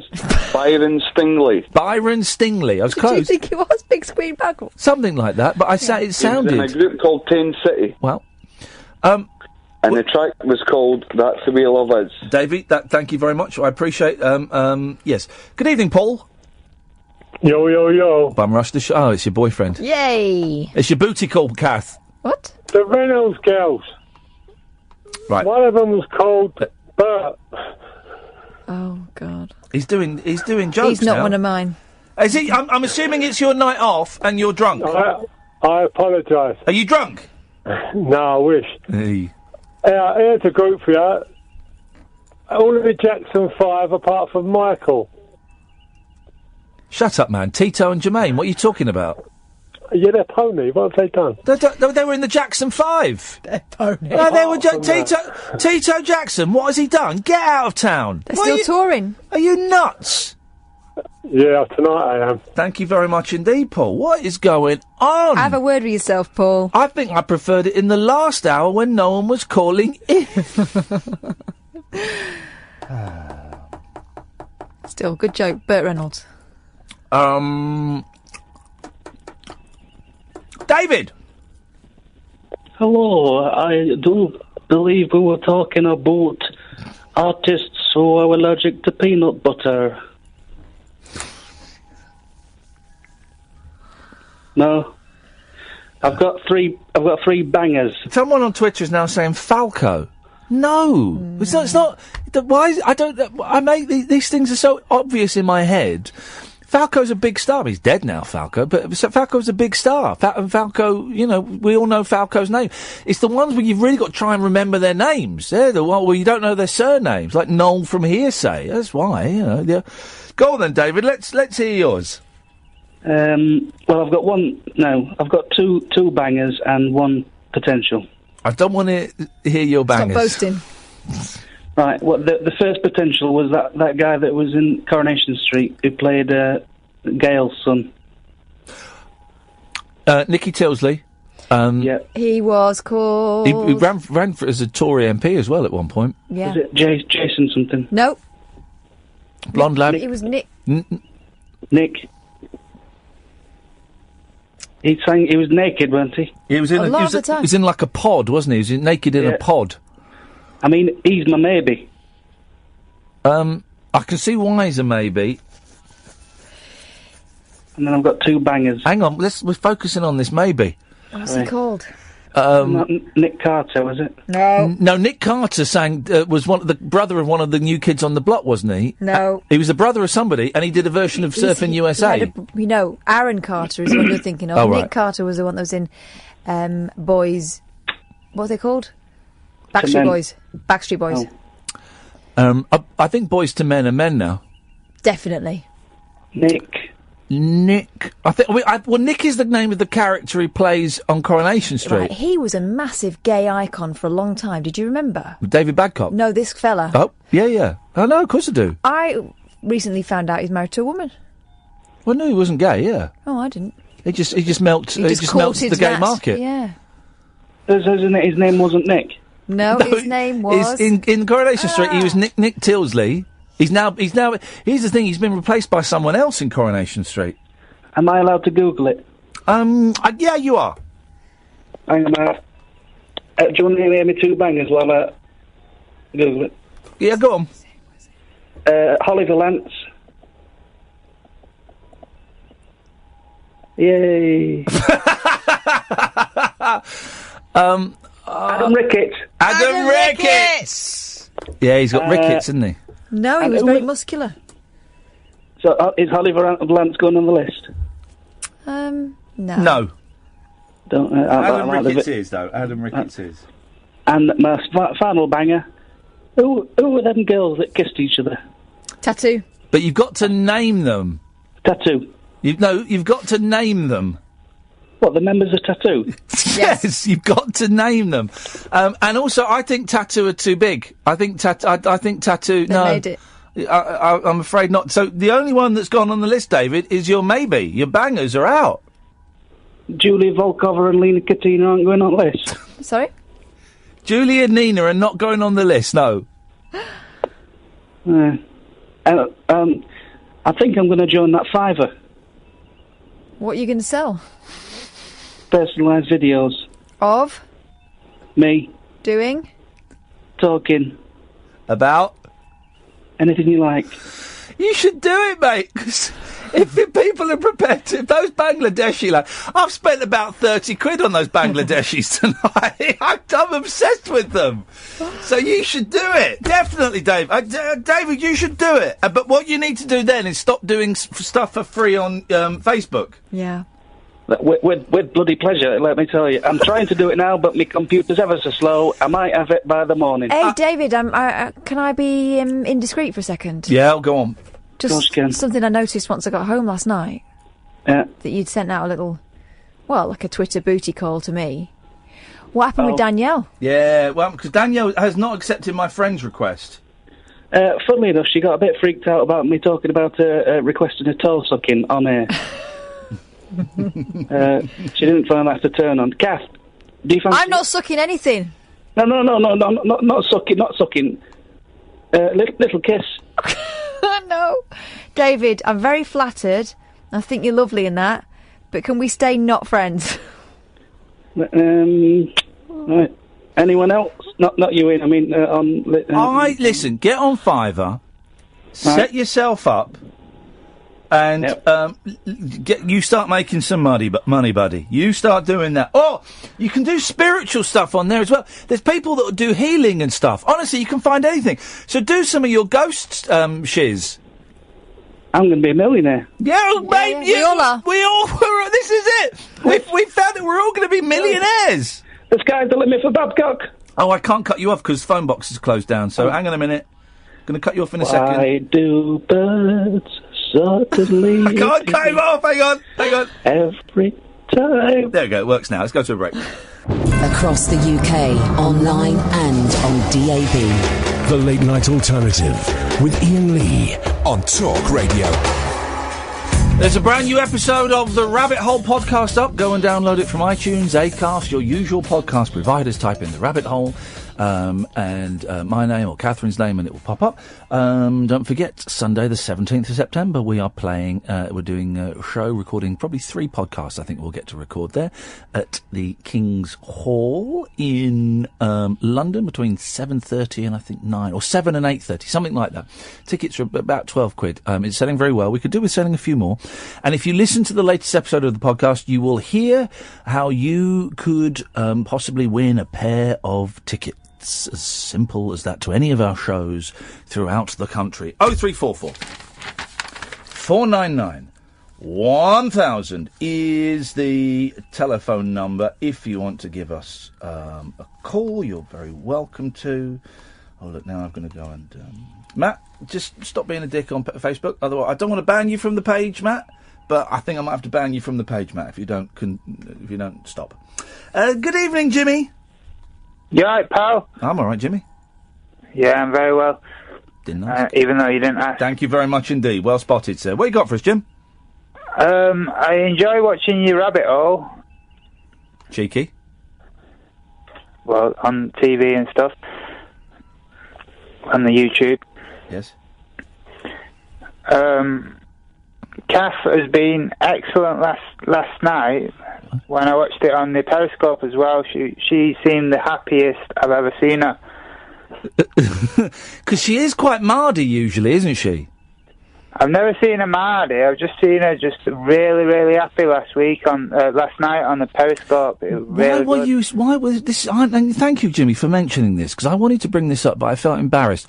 Why were you so happy last night, Catherine? What was going on? I'd had quite a lot I'd had a glass of wine, hadn't I? Oh yeah, she was drunk, mate. That was what it was. No, she was really, really giddy, and she seemed like really into the show. Yeah, because normally she's not into the show, and he's right. He's absolutely spot on. Yeah, you got me there. Yeah, she's not into the show at all. What prompted you to call in tonight, James? It's Jimmy. Well, yeah, and it's Jimmy. Yeah. Not James. Okay. Question still stands. Just because, you seemed like you were dying with caller, and you didn't really have anyone to call in, so I just thought I'd give you a call. Well, thank you. What have you been up to today, Jim? No, it's Jimmy. Come on, man. I've been listening to a few of your replays. I've seen your Virgin. That was quite a good show. Some decent music on the Sunday. I've got to watch the replays, that's all. So, yeah, it was decent. And then I knew that I had to jump in on tonight.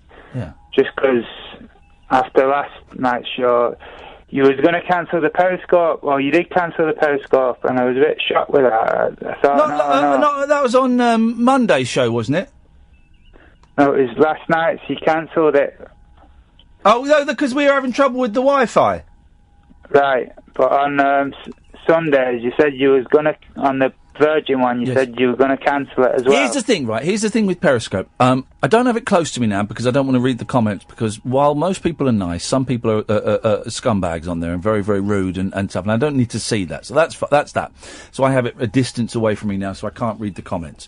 And I've kind of made a deal with myself that I will only Periscope when I am feeling upbeat, when my mental health issues are not dragging me down. If I feel depressed or feel down in any way, then I either don't do the Periscope or I stop it halfway through, because it's a little bit harder to fake that kind of stuff on the camera.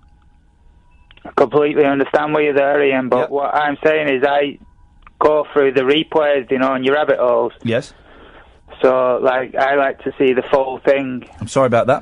I'm sorry about that, Jimmy. But as selfish as it may sound, I have to put my mental health before your pleasure. No, nothing to do with your mental health or anything like that. When you had your Virgin on, that was perfect. Yeah. You said you were cancelling, and you carried it on, and that was fine. Yes.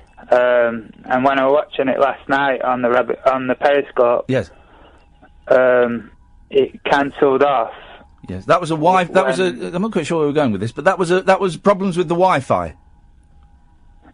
No, you Yes. That was last night. Yes. Yeah, last night. Yeah, last night was problems with the Wi-Fi. Yes. Yeah. But on when I was watching your Virgin, you said you were going to cancel it off. Right. And I did. I think I cut the last 30. I think I stopped Periscope in the last 30 minutes of the show on Sunday. And it was really good, though. I was really enjoying it. Yes. Well, as I've said before, I do it to protect my mental health. Yeah, that's fine, man. Thanks, I can man. completely understand with that. Thanks, Jimbo. But no, it's Jimmy. Sorry. Come on, Ian. Yep. But I think you should just play it all the way through and just ignore all the haters and stuff and just carry on, because there's a lot of supporters for you, man. Yeah. Well, and I appreciate Everybody it. loves you. Not every. Well, Jimmy. Well, the majority love you. Well, the majority again, love you. Again, not everybody does, but The majority do. I appreciate your kind words, Jimmy, and you keep on watching. Tonight's show's on Periscope, I can tell you that much. Yeah, I'm watching it. Well, good for you. I'm giving you the peace sign. Cass not as happy as she was last night. No. Gosh, you can read me like a book. Yep.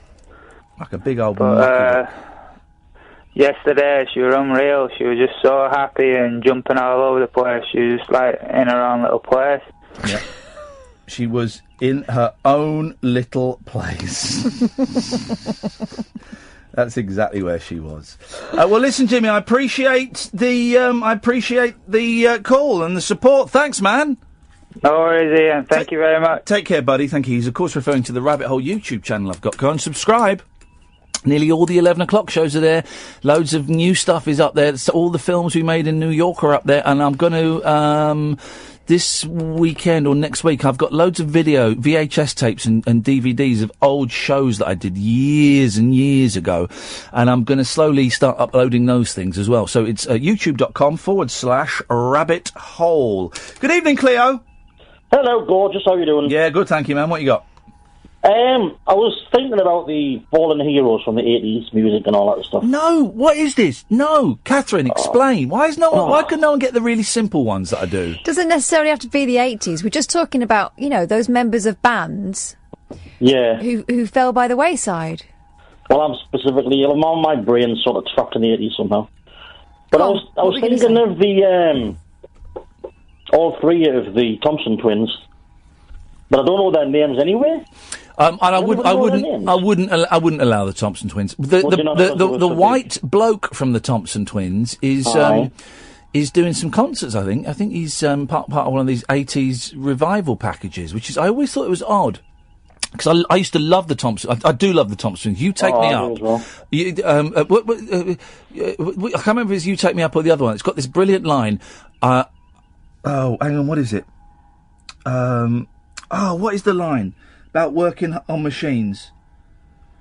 I know what it means to work hard on machines. Wow, what I think that's such a great line, and I think they're a great group. And I remember the first kind of pop album I got that wasn't the Monkees and it wasn't the Goodies. It was about the age of 8, and it was the Thompson Twins' Into the Gap album. Oh, I loved it. I think they're great, and I always thought it was weird that the Thompson Twins haven't cashed in on that 80s revival. They never have. Man. Love the Thompson Twins. How many albums did they make, do you know? 4. Bloody hell. 4 albums, I'm going to say.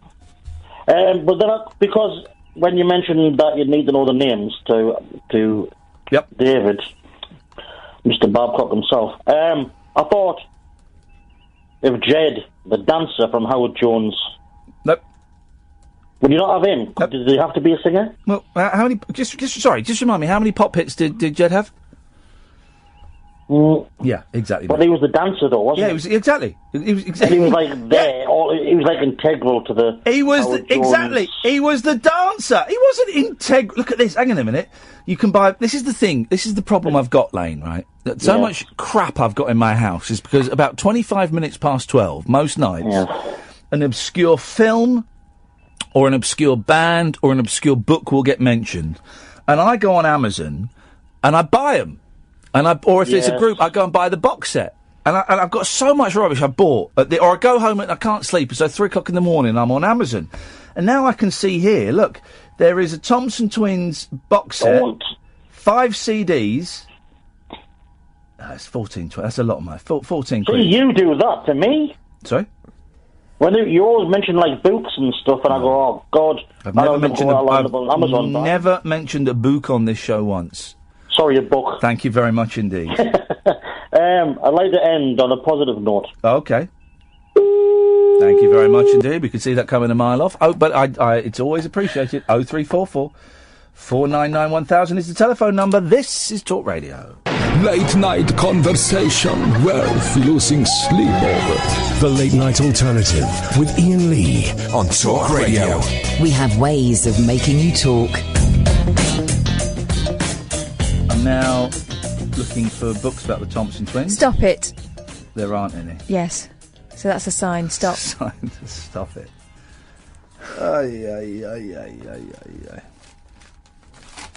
0344 499 1000 is the telephone number. Viewers. Oh, here we go. This is the programme I was going to do. Celebrity Island. Right, let's see who's in it. This is it. Viewers rapped Bear Grylls' new show Celebrity Island after stars dropped the F-bomb 52 times in the first episode. I was up for this. If you'd have gone.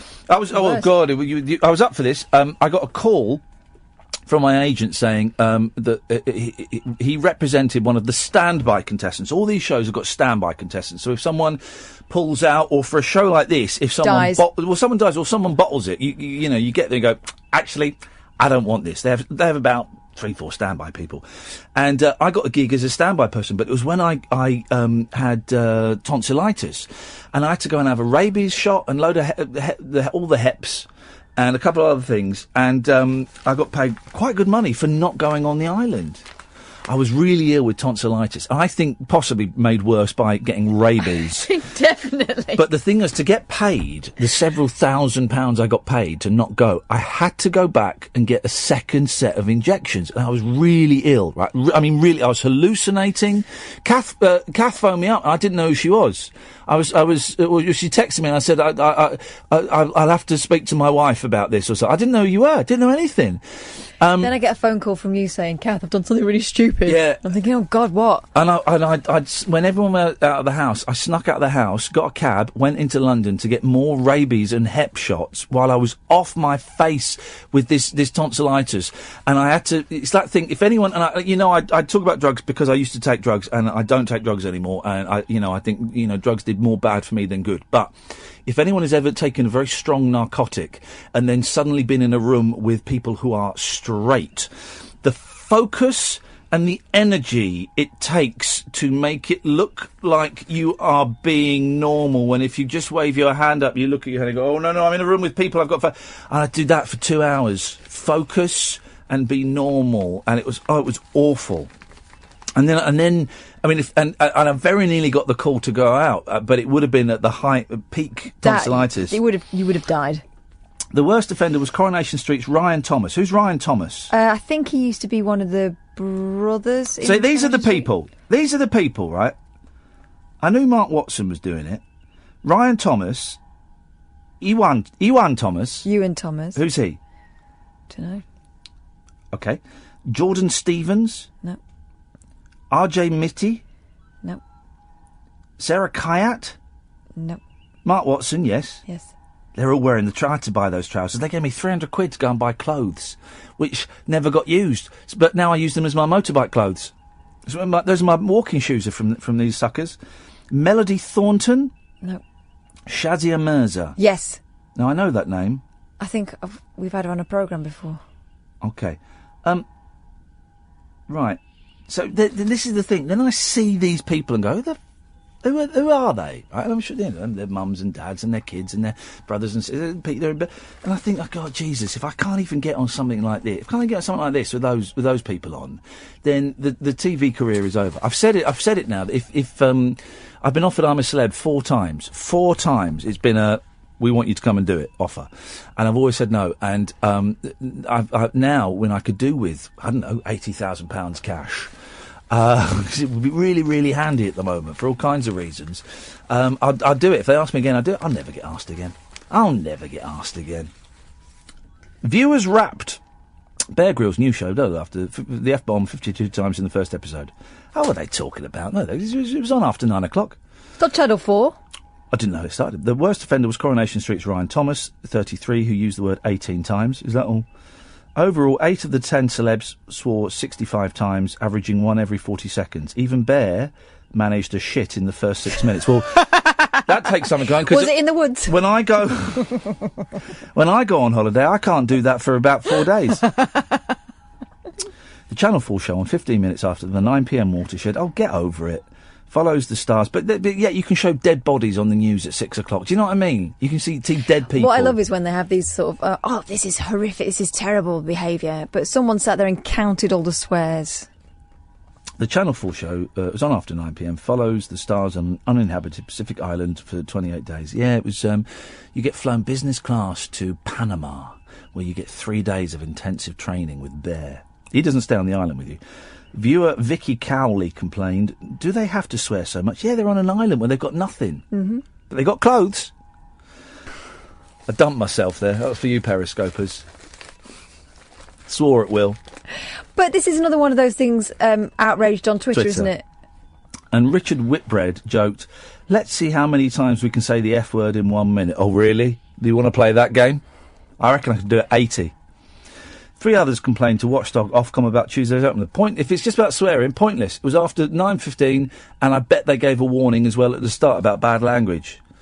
Fans also accused runner Iain, he's a runner. Runner, right. Yeah, of sexism for calling Towie's Lucy Mecklenburgh a ditzy girl and moaning about... So who are the list of the people that are on it then? Hang on. Bear Grylls... Celebrity Island lineup. Let's see. Let's get the who's in. Right. So these are the people that we've got. Right. Let's just see how low my star has sunk. Lucy Mecklenburgh. No, Mecklenburg, isn't it? It doesn't matter. RJ Mitty is in Breaking Bad. Oh. He's in Breaking Bad. Oh, yeah, he's a bit of flavour. He's the son in Breaking Bad. He's flavour of the month at the moment. Yeah. Can your body stop making noises, please? Sharon Davies. Sarah Kayat, TV Doctor. Shazia Mirza. Oh, I know Shazia Mirza, of course I do. Mark Watson. Jordan Stevens, Rizzle Kicks rapper. Melody Thornton from the Pussycat Dolls. Oh, Jesus. I'm never going to get a look in. Come on, guys. Give me a look in. Would have got paid... I'm assuming it was favoured nation, so they all got the same fee. Just under 50 grand. Which isn't actually that much. No, there's a lot of money... But for the gig it is, for 4 weeks on a desert island when you've got no food. 4 weeks is a long time. Yeah. I mean, in the real world, of course, it's a lot of money. But in TV terms, 4 weeks on a desert island, 50 grand ain't that much money. Ain't that much. But I'd have been there. I'd have done it. I would have done it.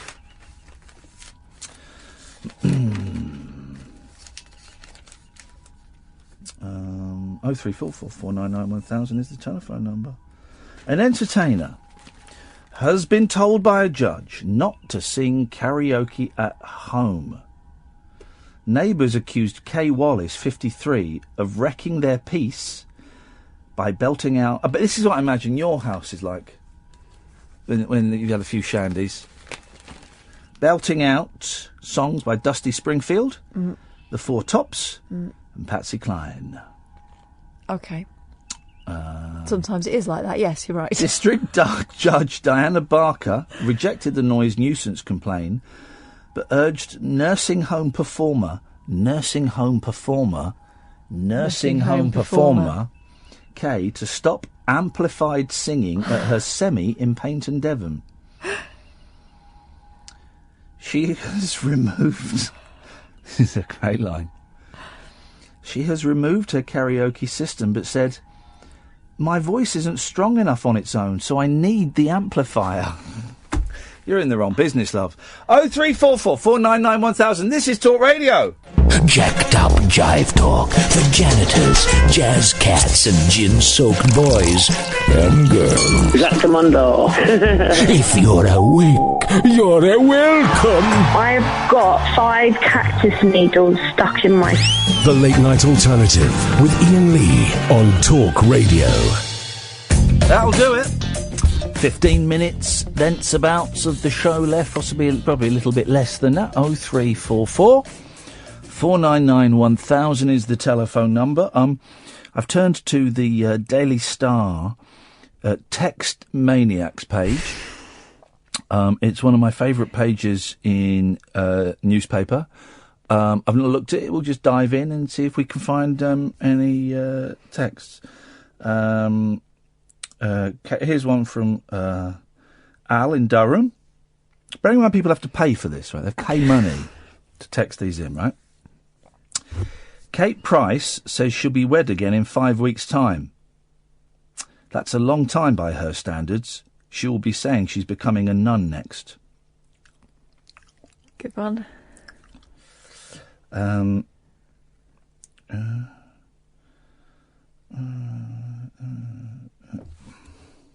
on a minute. A lot of these are about football. All right, here we go.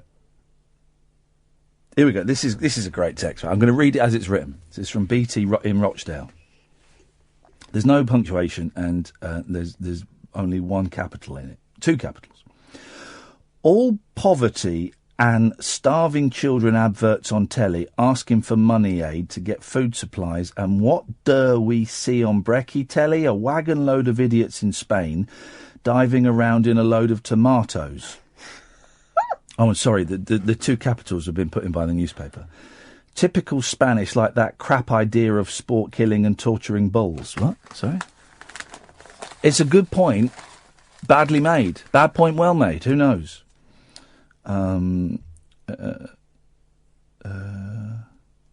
Rubber duck, where's your status? I'm in Bath.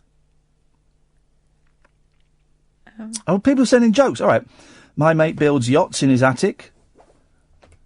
Sales have gone through the roof. That's quite a good one. That's a good one. That's quite good, that. Yeah. It's something to... Okay. Oh,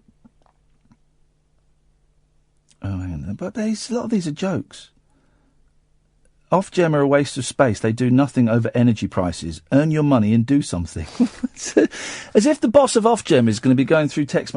Hey, flipping it. Bloke called Scouse has texted in Text Maniac. We got to sort this out, guys. Yeah, this is serious. Also, he's given us an excellent business plan. Yeah, I'll take this. Hello, caller. Oh, hi. Hello, caller. You all right? Hello, caller. Yes, we're good, caller. I didn't realise you were straight to air. Well, we're not necessarily, but you called and I grabbed you. Oh, well, thank you. I was, this thing you've been reading from the Daily Star, I'm not happy about that being from Rochdale. Well, I did wonder whether Rochdale was what had got you to phone in, Kyle. What? Thanks, Catherine. That was it. That was the sole bit. I was happily listening to the entire show, not going to contribute. The word Rochdale is like the Manchurian candidate. I was like, I'm having that. Yeah, not in my name. No, I'll tell you what, we don't do that. We don't play silly adverts in papers. We haven't got the money. Well, okay. Well, then why don't you defend Rochdale? Well, it's a great place. All right, we don't talk about Cyril or Simon. But Gracie Fields and Lisa Stansfield came from here. Come on a minute. And Lisa Stansfield is fantastic. I love her. I think she's brilliant. But when did she last have a hit? And Gracie Fields? I mean, she was born in, 1903. Yeah. Has right, nothing happened? But, Lisa Stansfield, probably born about 1967, I'm guessing. Has nobody been born in the last 45 years? Well, a few of us. Yeah, but famous people, Carl, not you muppet. Of course they're having babies in Rochdale, but famous babies. Any famous babies in Rochdale? Well, you didn't specify that, did you? No, he's right. You're right. He's got you there. He's destroyed you. He's destroyed me there. Whack, whack, oops. He's destroyed me there. Yeah. Not really. There was another gypsy programme on Channel 5. I never bought into the gypsy programmes, Big Fat Gypsy Wedding, and I never quite got. It was always poking fun, wasn't it? Yeah, I never really, never got it. Here we go. Is this girl Britain's pickiest singleton? Let's find out. Let's read the story, guys, and let's find out once and for all, shall we? She's had 77 first dates and rates them all out of 20 on a spreadsheet. But Anna still can't find Mr. Right. In the search for Mr. Right, most women have a general idea of the sort of man they might get along with. But one singleton is a little more specific in her quest for love. Anna Heaton, 29, rates all her first dates out of 20 on a spreadsheet, judging them on criteria including looks, personality and the spark between them. She's a very attractive young lady. Let's see. She's a very, very attractive young lady, look. Right. So she can pick and choose, I'd have thought. But her mark scheme is so strict that none of the romances have progressed very far, and she's now been on almost 80 first dates in just 20 years. Well, good for her. You got 20 years? No, she's not been dating them for 20 years. Sorry, 80 first dates in just 2 years. Narrow that down. Miss Heaton says she wants to find the one before her 30th birthday in May. This is the problem. But she won't settle for anyone who is less than perfect. The project manager from Battersea in southwest London became single 2 years ago, and since then has been on 77 first dates, which is roughly one every 10 days. Okay. She says she's tried every method of meeting a man, including dating apps such as Tinder and Bumble. Oh. What's Bumble? I don't know. Don't know Bumble. Blind dates set up by friends, men chosen by her mother. And I'm looking for the hook, and I'm wondering if this is the hook. And even going on ITV show Take Me Out. But I don't think it's one coming up. I think it's happened. The spreadsheet started as a joke among her work friends, but soon became a strict rating process. Miss Heaton admits she's very picky, explaining he's got to be tall with a rugby player physique. I like a posh boy with a pink shirt. Well, wow, that is specific. If you're dictating the colour of the shirt. Hi, Ian, I've been listening since 10 and didn't realise you've been on Periscope tonight until you mentioned it earlier. It seems you've blocked me. I possibly have. Were you being a dick? Were you being a dick on Periscope? I have. I'd struggle with Periscope. I use it on this show and on the Virgin show on Sunday mornings because we need to get listeners every which way we can, and we've got a load of new listeners through doing it. But then I've seen some of the messages that you people, that some of you people type up on there. God, geez, you're mean. Geez, you're mean, you know. And I don't look back on it, but I know I get people who message me and say, such and such has said this and such and such. Man, geez, you're mean. I mean, I when we did the show on Monday with the one caller per hour, it was always going to be a different show, and not everyone was going to dig it, and that's cool, and that's fine. But we flagged up, you know, a week in advance it was going to be a different show.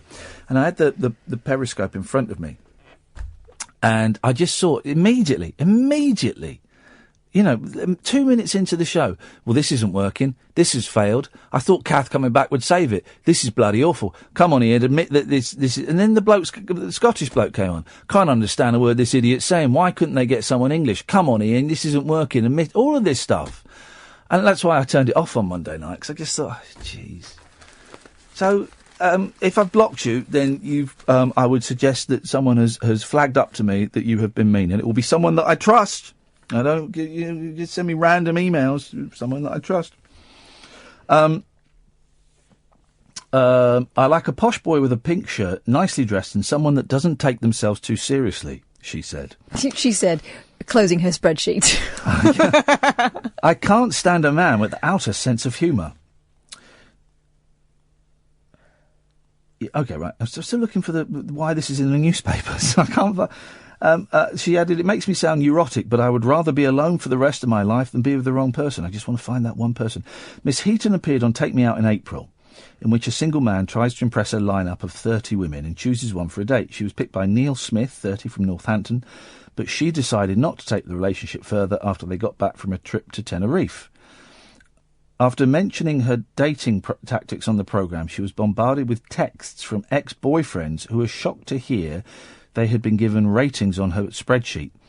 Miss Heaton went on a 77th and unsuccessful date on Saturday. She said, it's always me who ends up not wanting to date more, and a lot of them think there is something wrong with me. I know what I'm looking for, and I just haven't found it. I often have a lot in common with them. I just don't fancy them. I would like to not get to 100 before I turn 30, but that is probably the reality. Here's the thing. She says, I'd never settle for anything but the best. Here we go. But I did think that by 30 I would be on the verge of being engaged.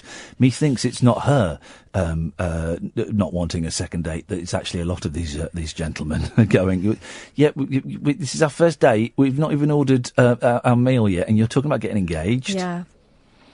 All my friends are married or have boyfriends, and I'm the one that's left. Don't worry, because everyone I knew was getting married around 30, and now they're all getting divorced. So it'll be fine. It'll be fine. You'll be able to sort yourself out at some point. Forget pencil cases. It's iPads for back to school kids.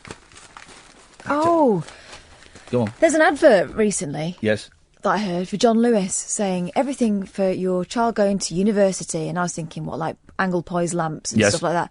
No, they're talking about laptops, and it said ideal for taking notes in lectures.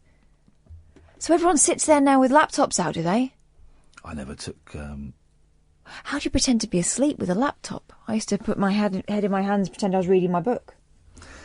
Ben has replied, Ben, I wasn't been watching you on there for the past year without ever being blocked. Ben, send me your username. I'll send me your username if you want. Iain at iainlee.com. I just hate.